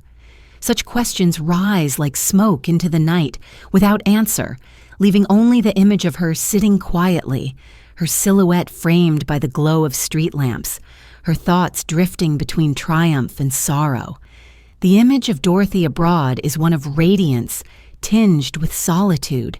She was admired, applauded, celebrated, yet always she carried within her the awareness that these moments were temporary, that the world she must return to remained unchanged.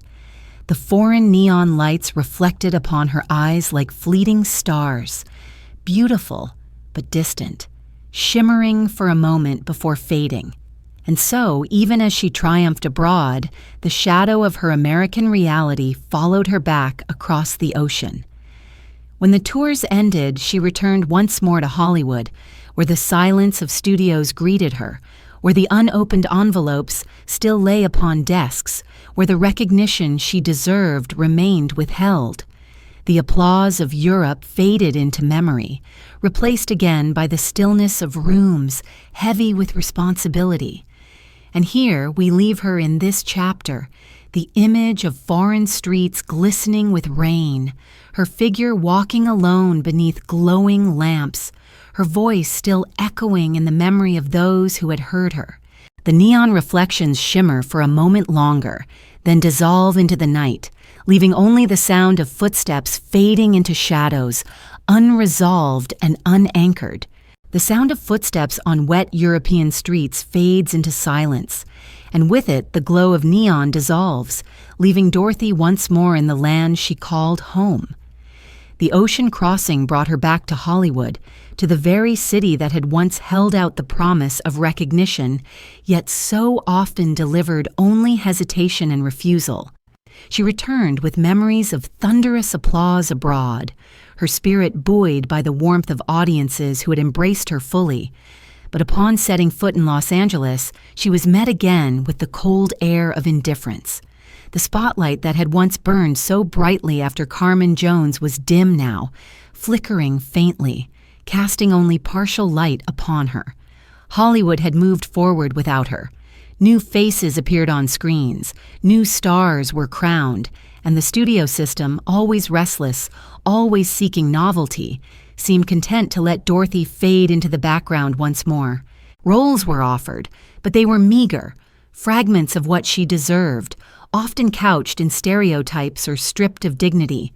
Scripts came that asked her to play the maid, the servant, the figure at the margin of someone else's story, and Dorothy, with the dignity she had cultivated all her life, refused them. Better silence than humiliation, better absence than betrayal of her art. But refusals, though noble, carried their own price. For the fewer roles she accepted, the less she was remembered in the whirlwind of an industry that prized visibility above all.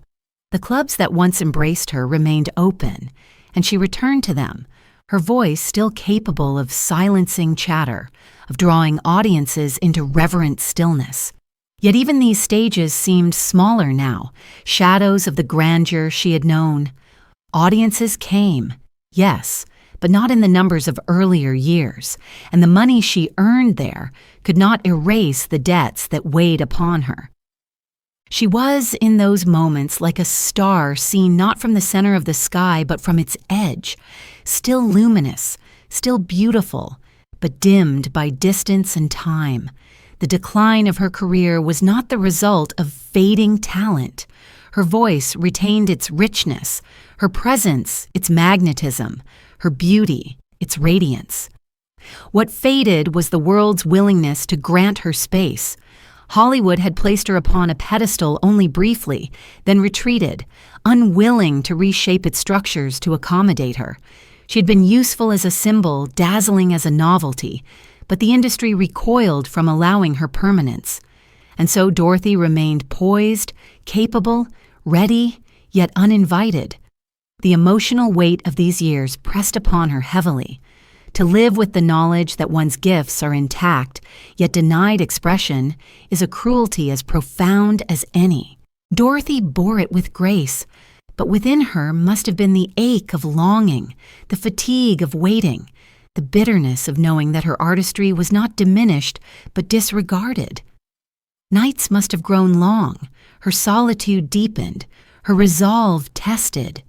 She had known the heights of recognition, and now she faced the shadows of neglect, a contrast as sharp as day to night. And yet, even in decline, she carried herself with elegance. She dressed with care, walked with poise, spoke with the dignity of one who refused to be undone by circumstance. Those who saw her in public still remarked upon her radiance, still felt the force of her presence, even if they no longer applauded as they once had. The tragedy lay not in her fading light, for she never truly faded, but in the blindness of a world that refused to look. In these years, she must have reflected often on her journey. The little girl singing under stage lights in Cleveland, the young woman boarding trains with her mother and sister, the luminous star of Carmen Jones, the beloved singer in Parisian clubs. Each stage of her life was alive within her, yet each seemed distant, as though belonging to someone else. The present, by contrast, was heavy with waiting, with unanswered questions, with silence. Perhaps she sat alone in her apartment, the sound of city traffic drifting faintly through the window, the glow of street lamps painting faint lines across the floor. On the table before her lay no new scripts, only the remnants of bills, reminders of obligations unmet. The echo of applause was still in her memory, but no longer in her ears. Did she ask herself whether it had all been worth it? Did she believe that her trailblazing, her sacrifices, her triumphs had shifted the world even slightly? Or did she fear that the world would remember only her beauty, forgetting the struggle, the resilience, the artistry that defined her? Such thoughts must have come in waves, each leaving behind both pride and sorrow. Her career's decline was not a single moment, but a slow unraveling, a series of absences where opportunities should have been. And yet, even as she stood at the edge of Hollywood's memory, she retained her grace. That, perhaps, was her greatest triumph, that she did not allow bitterness to consume her outwardly, that she continued to carry herself with dignity even when the world offered her little in return. And so we leave her here, in a dimly lit room after a modest performance, the echo of applause fading quickly into the night. She stands alone backstage, her gown still shimmering faintly, her breath still steady from song.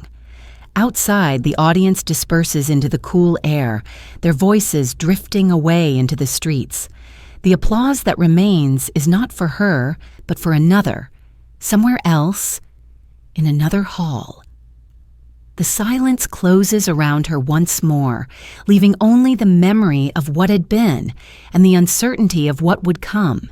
The silence backstage lingers, pressing in as the last of the audience voices fade into the cool night air, and from that stillness rises a softer sound, one that does not belong to theaters or clubs, but to the quiet rooms of home where Dorothy's daughter waited.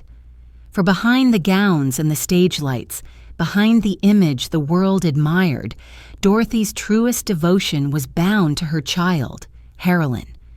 Every note she sang, every contract she signed, every journey she endured was shadowed by the knowledge that her daughter, born with a condition that required constant care, would never walk the world with the ease that others took for granted. Dorothy's love for Harilyn was unwavering. In moments when her career faltered, when betrayal left her finances in ruin, when lovers departed and the world's applause grew faint, she turned always to the small presence of her daughter. Harilyn's laughter, though sometimes fleeting, could fill a room with light.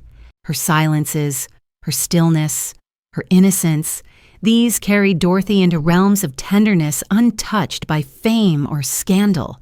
To care for a child so vulnerable demanded patience, demanded sacrifice, demanded strength beyond performance. Dorothy, who on stage bore herself like a queen, was in private a mother who bent low to comfort, who sang lullabies in quiet rooms, who whispered reassurances that perhaps even she longed to believe. Yet the burden was immense. Harilyn required medical care, education, supervision, support that cost more than Dorothy could ever reliably afford. Institutions promised assistance, but their bills mounted, relentless as waves. Dorothy's earnings, already strained by mismanagement, were consumed by these needs. Each time she signed a contract, part of her thought not of her own survival, but of her daughter's well-being, of the question that haunted her nights. What would become of Harilyn if she could no longer provide? This question was sharper than any critic's pen, heavier than any unpaid bill, for it reached into the deepest core of her love. There is a quiet kind of sorrow in knowing that one's child will never grow into independence, never walk unburdened into adulthood, never return the care once given. Dorothy bore that sorrow with grace, but within her it must have left wounds unseen. To step onto stages, to sing songs of passion and joy, while knowing that at home her daughter's life was circumscribed by limitations, required a composure few could manage. And she did so again and again, her heart divided between the world's demands and a mother's devotion. The rhythm of her days was not only of rehearsals and performances, but of caretaking. She rose not to the sound of applause, but to the needs of her child. The small routines, feeding, clothing, soothing, were acts of love that carried as much weight as any aria. Yet they also revealed her isolation. Few could truly share her burden. Few understood the exhaustion of balancing public grace with private responsibility. To the world, Dorothy was a symbol of elegance, yet in her own rooms she was a mother, carrying exhaustion upon her shoulders, her hands worn not by applause but by care. And yet within this devotion lay a profound strength. For Dorothy never abandoned her daughter, never turned away from the difficulty of her care. Even when her finances collapsed, even when institutions threatened to remove Harilyn from her, she fought to keep her child safe, to provide what comfort she could. In this persistence, she revealed a love more enduring than fame, a love that outlasted applause, a love that defined her more deeply than any role. One can imagine her in the quiet of evening, the city's noise softened by distance, sitting beside her daughter's bed. The lamp casts a circle of light, Dorothy's gown exchanged for simple clothes, her voice lowered into song. Perhaps she sang the lullabies of her childhood, songs once rehearsed for audiences, but now softened into tender whispers. Harilyn's eyes might close slowly, her breathing steady, her hand resting in her mother's. In these moments, Dorothy must have felt both peace and sorrow. Peace in the presence of love, sorrow in the knowledge of the life her daughter would never fully have. The emotional height of these years lies not in grand performances, but in these intimate scenes, invisible to the public yet more defining than any headline. To love so deeply while carrying so much responsibility, to continue performing while never relinquishing the role of mother, is to reveal a strength beyond applause. Dorothy's life, so often measured by her beauty or her career, was in truth anchored in this quiet devotion, a devotion seldom seen but profoundly felt. Yet the toll was unrelenting.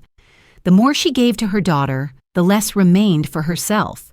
The more she sought to sustain her career, the more she feared neglecting her child. This balance was never perfect, always fraught, always haunted by the question of what sacrifices were enough. Dorothy's life became a constant negotiation between two worlds, one demanding glamour, the other demanding care. And within her heart she carried both, always aware that neither would release her fully. Perhaps this is why her performances carried such poignancy. Audiences heard not only the richness of her voice, but the depth of her life within it. Each note was weighted by love, by sorrow, by endurance. Each gesture carried the quiet strength of a woman who bore more than the world could see. When she sang, she did not merely entertain. She revealed, however subtly, the resilience of a mother, the devotion of a heart divided yet whole. And so we leave her in this moment, seated beside her daughter, the unfinished strains of a lullaby, fading into the quiet of night. The room is still, the lamp dim, the air filled with the warmth of presence. Outside, the city continues with its restless noise, but here, in this circle of light, Dorothy is only a mother, her love a song without end, her burden unspoken, her devotion complete. The lullaby lingers, unfinished, drifting into silence that holds both tenderness and ache. The unfinished lullaby lingers in the air, a fragment of melody that drifts into silence, and from that silence another kind of stillness emerges, the solitude of Dorothy's later years. The applause had grown faint, the roles diminished, the tours less frequent. What remained were nights spent in small apartments, where the echoes of past triumphs haunted her more vividly than the present. The walls were bare of luxury, the rooms modest, the furniture practical. It was here that Dorothy lived, alone with memories, alone with responsibilities, alone with the heaviness of time. Loneliness is a sound that carries in quiet spaces. It is the hum of a refrigerator in the stillness of night, the muffled traffic outside a half-open window, the tick of a clock that seems louder when no voices fill the room.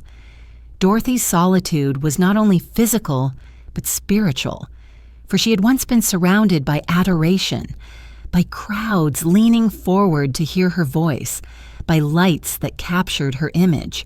Now those crowds were gone, the lights dimmed, leaving her to reckon with silence. The contrast was as sharp as sunlight fading into darkness, and the darkness pressed heavily upon her.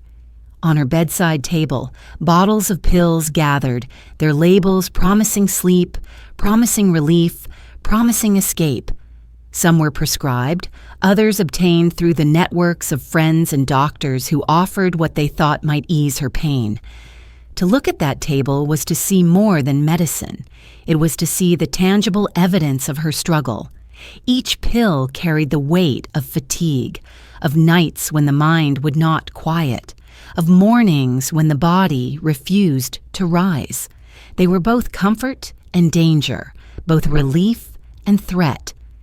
In these years, Dorothy's beauty remained, though it bore the marks of sorrow. Photographs show her still elegant, still radiant, yet with eyes that seemed to carry storms. She dressed with care, as though refusing to let the world see her unravel. But within her apartments, away from cameras, her composure faltered. Friends who visited spoke of her warmth, her kindness, but also of the shadows that lingered around her, the sense of fragility beneath her grace. To live between dignity and despair is to inhabit a space both noble and unbearable, and Dorothy dwelled there each day. The city outside continued to move, indifferent. Los Angeles pulsed with new stars, new voices, new films. Yet Dorothy remained in the periphery, a memory of a moment that had once promised to reshape Hollywood. Did she walk past billboards and wonder what might have been? Did she hear new singers in clubs and remember the thrill of her own beginnings? Such thoughts must have visited her often, for the contrast between her past and her present was inescapable. And yet, she was not entirely forgotten. Audiences still remembered Carmen Jones, still spoke her name with reverence. Some nights she performed again, though less often, stepping onto stages smaller than those she had once known, yet still able to command silence with her voice. But these were fragments, scattered appearances that reminded her of what once was, unable to sustain the life she desired.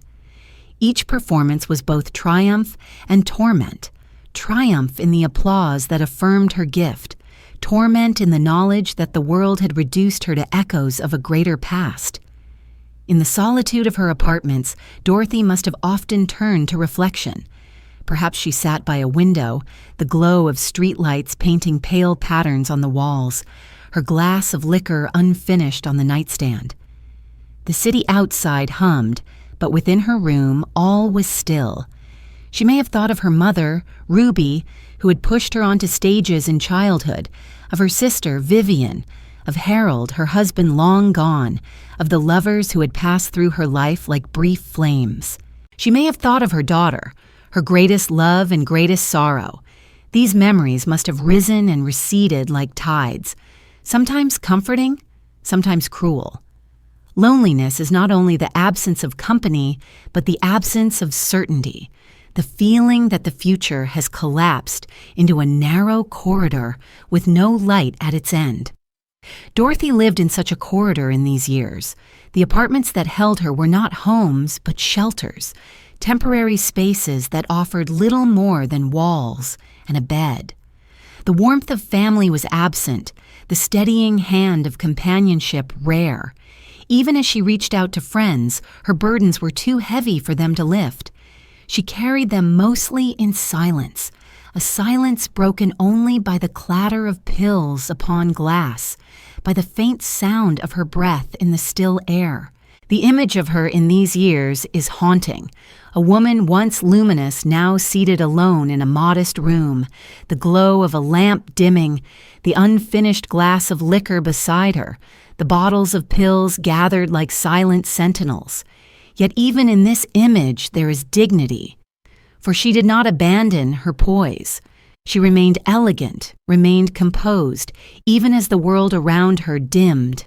There is tragedy in such resilience, for it masks the depth of suffering, concealing from others the gravity of what one endures. And so we leave her here, in the solitude of a night heavy with silence, the sound of city traffic faint beyond her window, the lamp casting long shadows across the room. On the nightstand rests the unfinished glass, its surface catching the dim light, while beside it the pills wait in silence. The air is still, holding both presence and absence, both grace and despair. The glass remains unfinished, a symbol of what lingers unresolved, of what lies between endurance and surrender, between life and silence. The unfinished glass rests upon the nightstand, catching faint light from the lamp, its surface shimmering like a fragment of memory, and beside it the bottles of pills remain, silent and unyielding. It is from this fragile stillness that Dorothy's final days unfolded, a time when her loneliness deepened and the weight of her life seemed to press against her more heavily than ever before. She was only 42, yet the years had carved into her spirit as though she had lived far longer. The world still remembered her as luminous, still spoke her name with reverence, yet within her modest apartment the glamour of the past felt distant, like an echo carried from another life. September of 1965 arrived quietly, without fanfare, without the anticipation of triumphs to come. Dorothy lived in a small apartment on Fountain Avenue in Hollywood, a place unremarkable from the street, its rooms simple, its walls bearing no trace of the grandeur once associated with her name. To step inside was to find not the life of a star, but the life of a woman, struggling to endure. A woman who had once carried herself with regal grace, now confined to modest solitude. Her days were filled with the ordinary rhythms of survival, calls to doctors, attempts to secure performances, small errands that kept her tethered to routine. Yet beneath these tasks lay exhaustion, a deep weariness of body and spirit. Friends who saw her in those days spoke of her warmth still, her kindness, her smile that flickered like a candle even in shadow. But they also sensed the fragility that surrounded her, the sense that she was carrying a burden too heavy, a sorrow too deep. The glamour had faded, the opportunities grown scarce, the betrayals and disappointments accumulated until they formed a weight she could no longer cast aside. And though she rarely spoke of despair, its presence lingered in the quiet pauses of her voice, in the distant look of her eyes, in the unfinished glass that stood upon her table. On the evening of September 7th, Dorothy was found lifeless in her apartment. The official cause of death was reported as an overdose of barbiturates, though speculation has long swirled around the circumstances. Was it accident? Was it despair? Was it something more complicated, more elusive? The truth remains uncertain, cloaked in ambiguity. Some believe she miscalculated the dosage, seeking only sleep. Others whisper that her suffering had grown unbearable, that she sought release. Still others suggest her death was not fully her own choice. The mystery persists, unresolved, as though, even in death, Dorothy remained bound to contradiction, to questions without answers. The image of her final moments is haunting. The small apartment silent, the glass unfinished, the pills upon the nightstand, the lamp casting its dim glow across the room. Outside, The city carried on, unaware that within those walls a life of brilliance was ending. The noise of traffic, the laughter of strangers, the turning of the world, all continued, indifferent to the quiet passing of a woman who had once commanded stages, who had once captivated audiences, who had once stood as symbol of beauty and possibility. There is a particular cruelty in the contrast between her life's heights and its end. To be the first Black woman nominated for an Academy Award for Best Actress, to be celebrated on magazine covers, to be desired and admired, and yet to die alone in a modest apartment, her body discovered by strangers. It is a tragedy as profound as any tale of antiquity. And yet within this tragedy lies also a reflection of her world, a world that had welcomed her brilliance briefly but refused to sustain it, a world that consumed her beauty yet denied her security, a world that praised her as symbol yet neglected her as woman. What did she think in those final hours? Did she recall the applause of childhood stages, the laughter of train journeys with her sister, the radiance of Carmen Jones, the tender smile of her daughter? Did she feel regret, or peace, or nothing at all? The questions hover unanswered, as though the silence of her room still holds them, unwilling to release their truth. The news of her death spread quickly, shocking those who had admired her, wounding those who had seen in her both hope and possibility. To Black audiences especially, her passing carried the weight of loss multiplied, for she had been more than actress, more than singer. She had been proof that barriers could be broken, that dignity could stand before prejudice. Her death at 42 felt like a theft, as though the world had stolen from them not only a star but a promise. Her funeral drew mourners who spoke of her grace, her beauty, her trailblazing, yet within their words was sorrow, a recognition that her story was unfinished. The casket was lowered beneath a gray sky, flowers placed upon its surface, voices hushed in mourning. Those who stood there must have wondered what might have been had the world embraced her more fully, had opportunities matched her gifts, had she been granted the stability her talent deserved. The tragedy of Dorothy Dandridge was not only in her death, but in the life denied to her, the roles never offered, the recognition never sustained. And so we leave her here, in the quiet of that final apartment, the curtain drawn against morning light, the unfinished glass still upon the nightstand. The room is silent now, the air heavy, the lamp casting its glow upon empty space. Outside, the day rises indifferent. The city continues, but within those walls the song has ended. Whether it ended by chance or by choice, we cannot know. The curtain remains drawn, unresolved, leaving us with only questions and silence. The curtain remains drawn, holding within it the stillness of Dorothy's final moments, and from behind that veil, the news of her passing escaped into the world beyond. It spread first in whispers, then in headlines, then in the solemn voices of broadcasters who spoke her name with a mixture of awe and disbelief. Dorothy Dandridge, dead at 42. The words fell heavily upon those who heard them, as though beauty itself had been extinguished too soon. In homes across America, radios carried the news. Newspapers printed her photograph once more, not as a rising star, but as a woman whose story had ended in tragedy.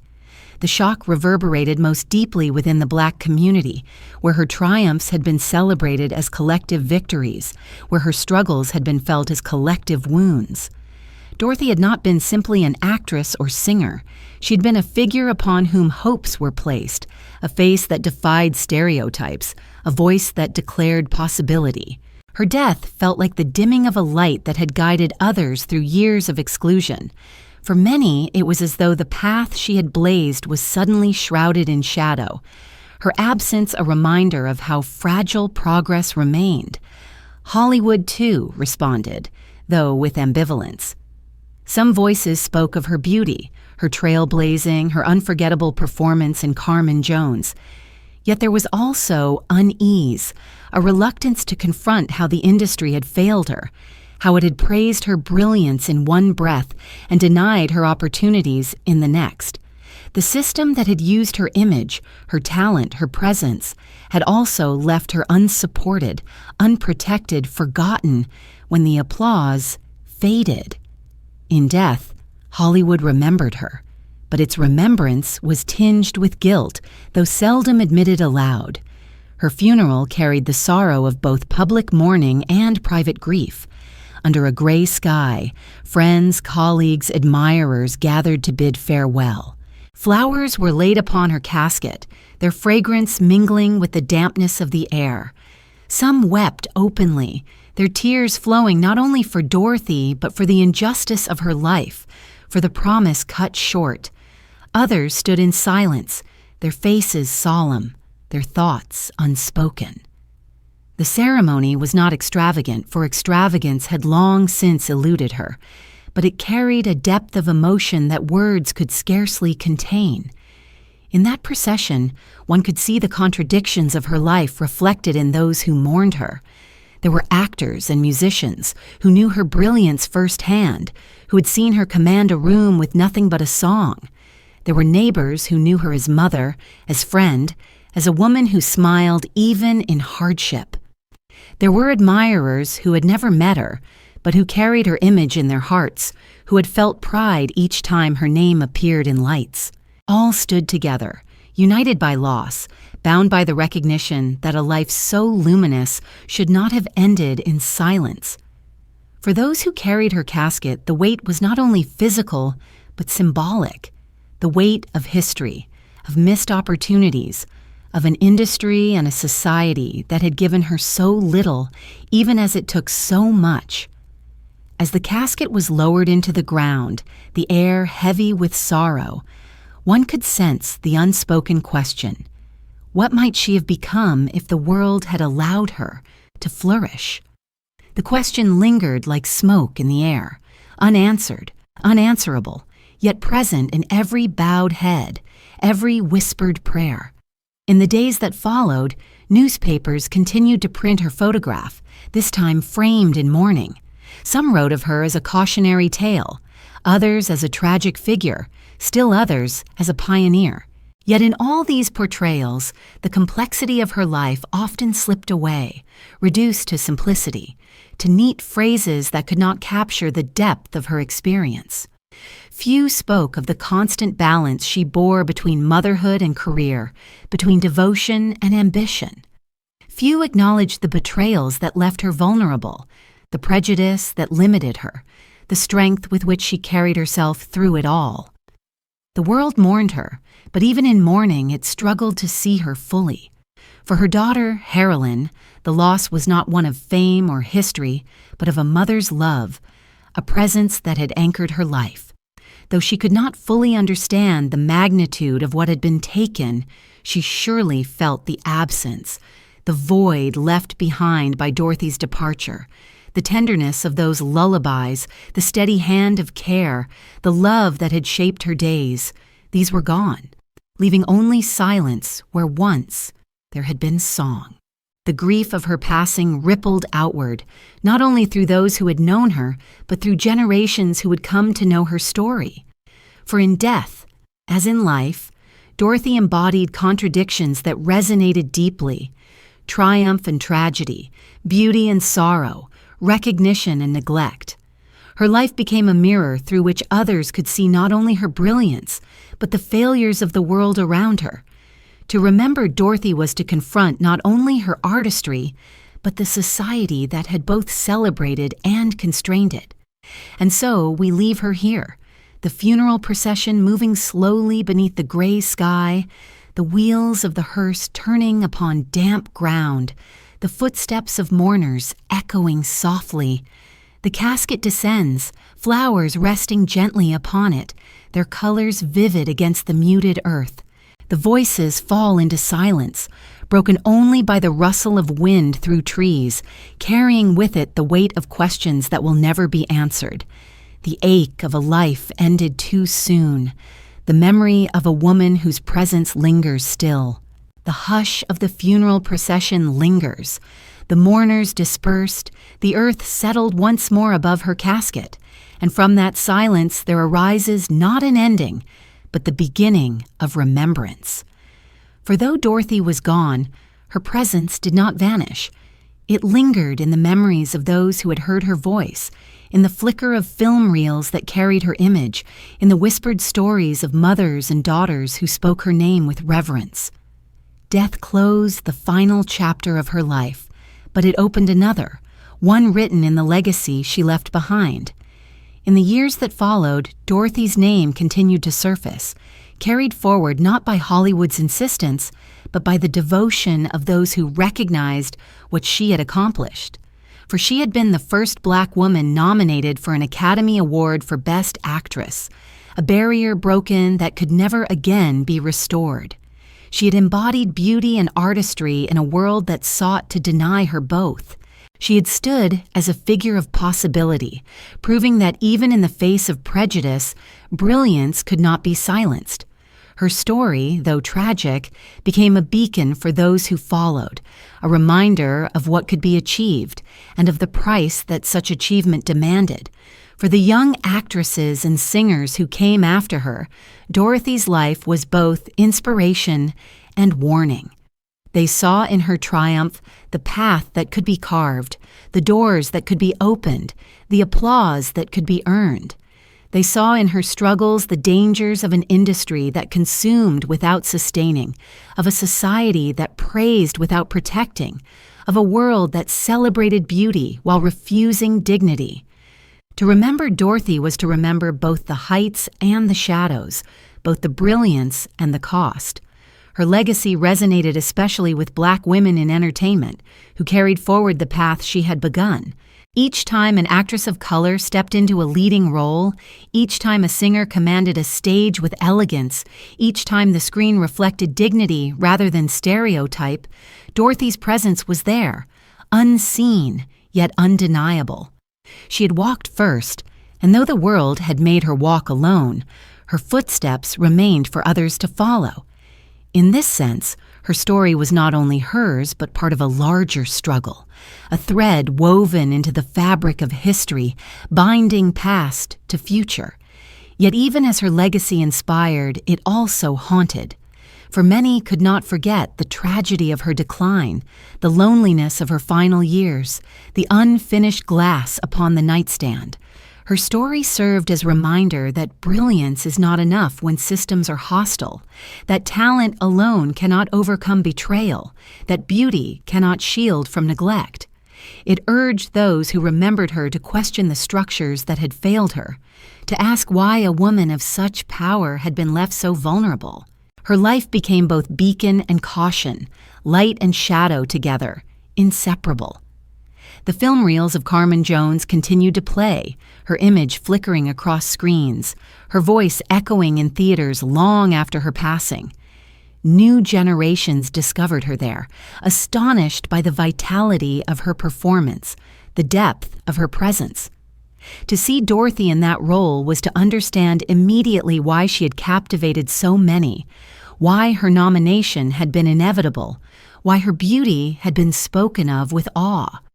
Yet to learn of her fate was to feel the weight of sorrow, the injustice of a world that had not sustained her. In this way, her art carried not only her talent but her truth, revealing both her brilliance and her loss. Her memory lived also in song, in recordings that carried the warmth of her voice. Listeners who pressed the needle to vinyl heard not just notes, but the depth of a life within them. The strength of a woman who had endured so much, yet still sang with tenderness. In her songs, one could hear both the triumph of her spirit and the ache of her burdens, woven inseparably together. Music became her echo. Her legacy carried not only in history books, but in sound. And still, questions lingered. Did her struggles pave the way for those who followed, or were they sacrifices demanded by a world unwilling to change? Was her legacy one of triumph, or one of tragedy? Perhaps it was both. as her life itself had been both. The truth may be that Dorothy's story cannot be confined to one meaning, one lesson, one resolution. It remains a paradox, a tale of brilliance and sorrow, of progress and loss, of beauty both celebrated and consumed. One can imagine her legacy as a film reel turning endlessly, the images flickering and fading, the light illuminating faces that appear then dissolve. Each turn of the reel is another memory, another retelling, another recognition. Dorothy's image appears there, luminous, her gaze steady, her presence undeniable. Yet as the reel spins on, the image fades into white light, unresolved, reminding us that her story is both eternal and incomplete. And so we leave her legacy here, in the flicker of that reel, in the echo of her voice, in the memory carried forward by those who refuse to let her be forgotten. She remains both inspiration and warning, both triumph and tragedy, both star and shadow. The reel continues to turn, its light casting her image upon the screen, only to dissolve once more into brightness, a brightness that holds her and releases her all at once. The reel dissolves into white light, its flicker lingering for a moment before the screen is left empty, a blank expanse that holds both absence and possibility. From that brightness, we step gently into the final reflections of Dorothy's life. Her story neither confined nor concluded, but drifting onward like a melody unfinished. For even as the reel stops, even as the voice grows faint, the echo remains, carrying across time, across generations, across the quiet spaces where memory is kept alive by those who whisper her name. To speak of Dorothy now is to conjure not only the woman who once stood radiant on stage, but the child who sang in church halls in Cleveland, the young girl pressed into performance by a mother who believed talent might be a key to survival, the teenager who gazed upon Hollywood's billboards with both hope and doubt, the woman who dared to love in secrecy, the mother who held her daughter tenderly, the star who shone in Carmen Jones, only to be left waiting for roles that never came. Her life is not a single story, but a tapestry of contradictions, woven with threads of brilliance and sorrow, resilience and fragility, triumph and tragedy. There is no neat resolution to her journey. To celebrate her solely as pioneer is to ignore her pain. To remember her only as tragic is to erase her triumphs. She was both, and more, an artist who carried within her the power to move hearts, a woman who bore the burden of expectations larger than any one person should carry, a mother whose devotion never faltered, a soul whose longing for love and recognition was never fully satisfied. Her life invites not answers but questions, and in those questions lies the depth of her humanity. What does it mean to blaze a trail if the path consumes you? What does it mean to break barriers if those who follow walk more easily than you ever did? What does it mean to be remembered as beauty, as scandal, as tragedy, when within you lived complexities no photograph, no headline, no role could contain? Dorothy's story does not resolve these questions. It leaves them with us, lingering as though she were still asking them herself in the quiet of her final nights. And yet, there is also tenderness in remembering her. For within her struggles lies a beauty that cannot be erased, a strength that endures even in defeat. To recall Dorothy is to honor not only her achievements, but her endurance, the grace with which she carried herself through betrayals, through exclusions, through loneliness. Her poise was not a mask, but a choice, a declaration that dignity could not be stripped away, even when all else was. That dignity remains part of her legacy, shining quietly beneath the louder stories of scandal and sorrow.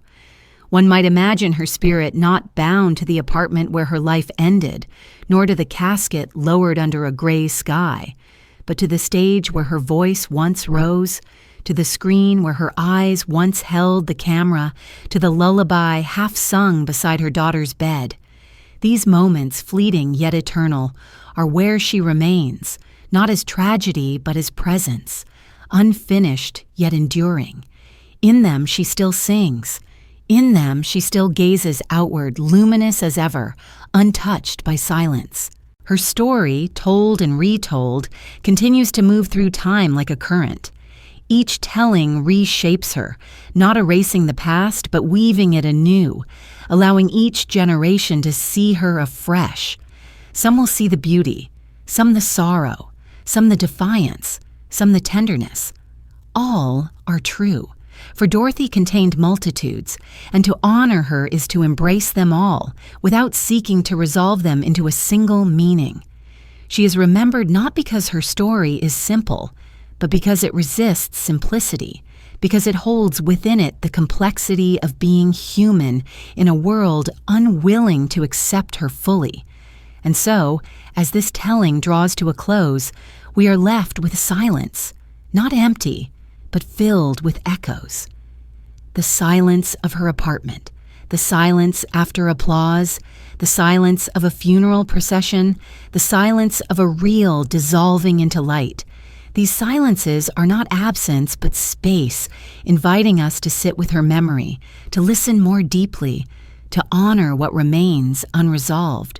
Perhaps, if one listens closely, within that silence there lingers still the sound of her voice, a note held long after the music has ceased, a vibration that trembles faintly in the air, refusing to vanish. It is unfinished, incomplete, yet in that incompleteness lies its beauty. For Dorothy Dandridge was herself unfinished, her story cut short, her promise unfulfilled. And yet the echo of her life continues, a song that carries into our own time, inviting us to remember, to reflect, to dream. And so we leave her here, not with finality, but with an open note, lingering, unresolved. The room grows quiet, the light softens, the reel has stopped, yet her presence remains, shimmering in memory, whispering in silence. The story does not end. It drifts into dream, into the hearts of those who remember her, into the voices of those who speak her name, into the timeless current of history where beauty and sorrow, triumph and tragedy live side by side,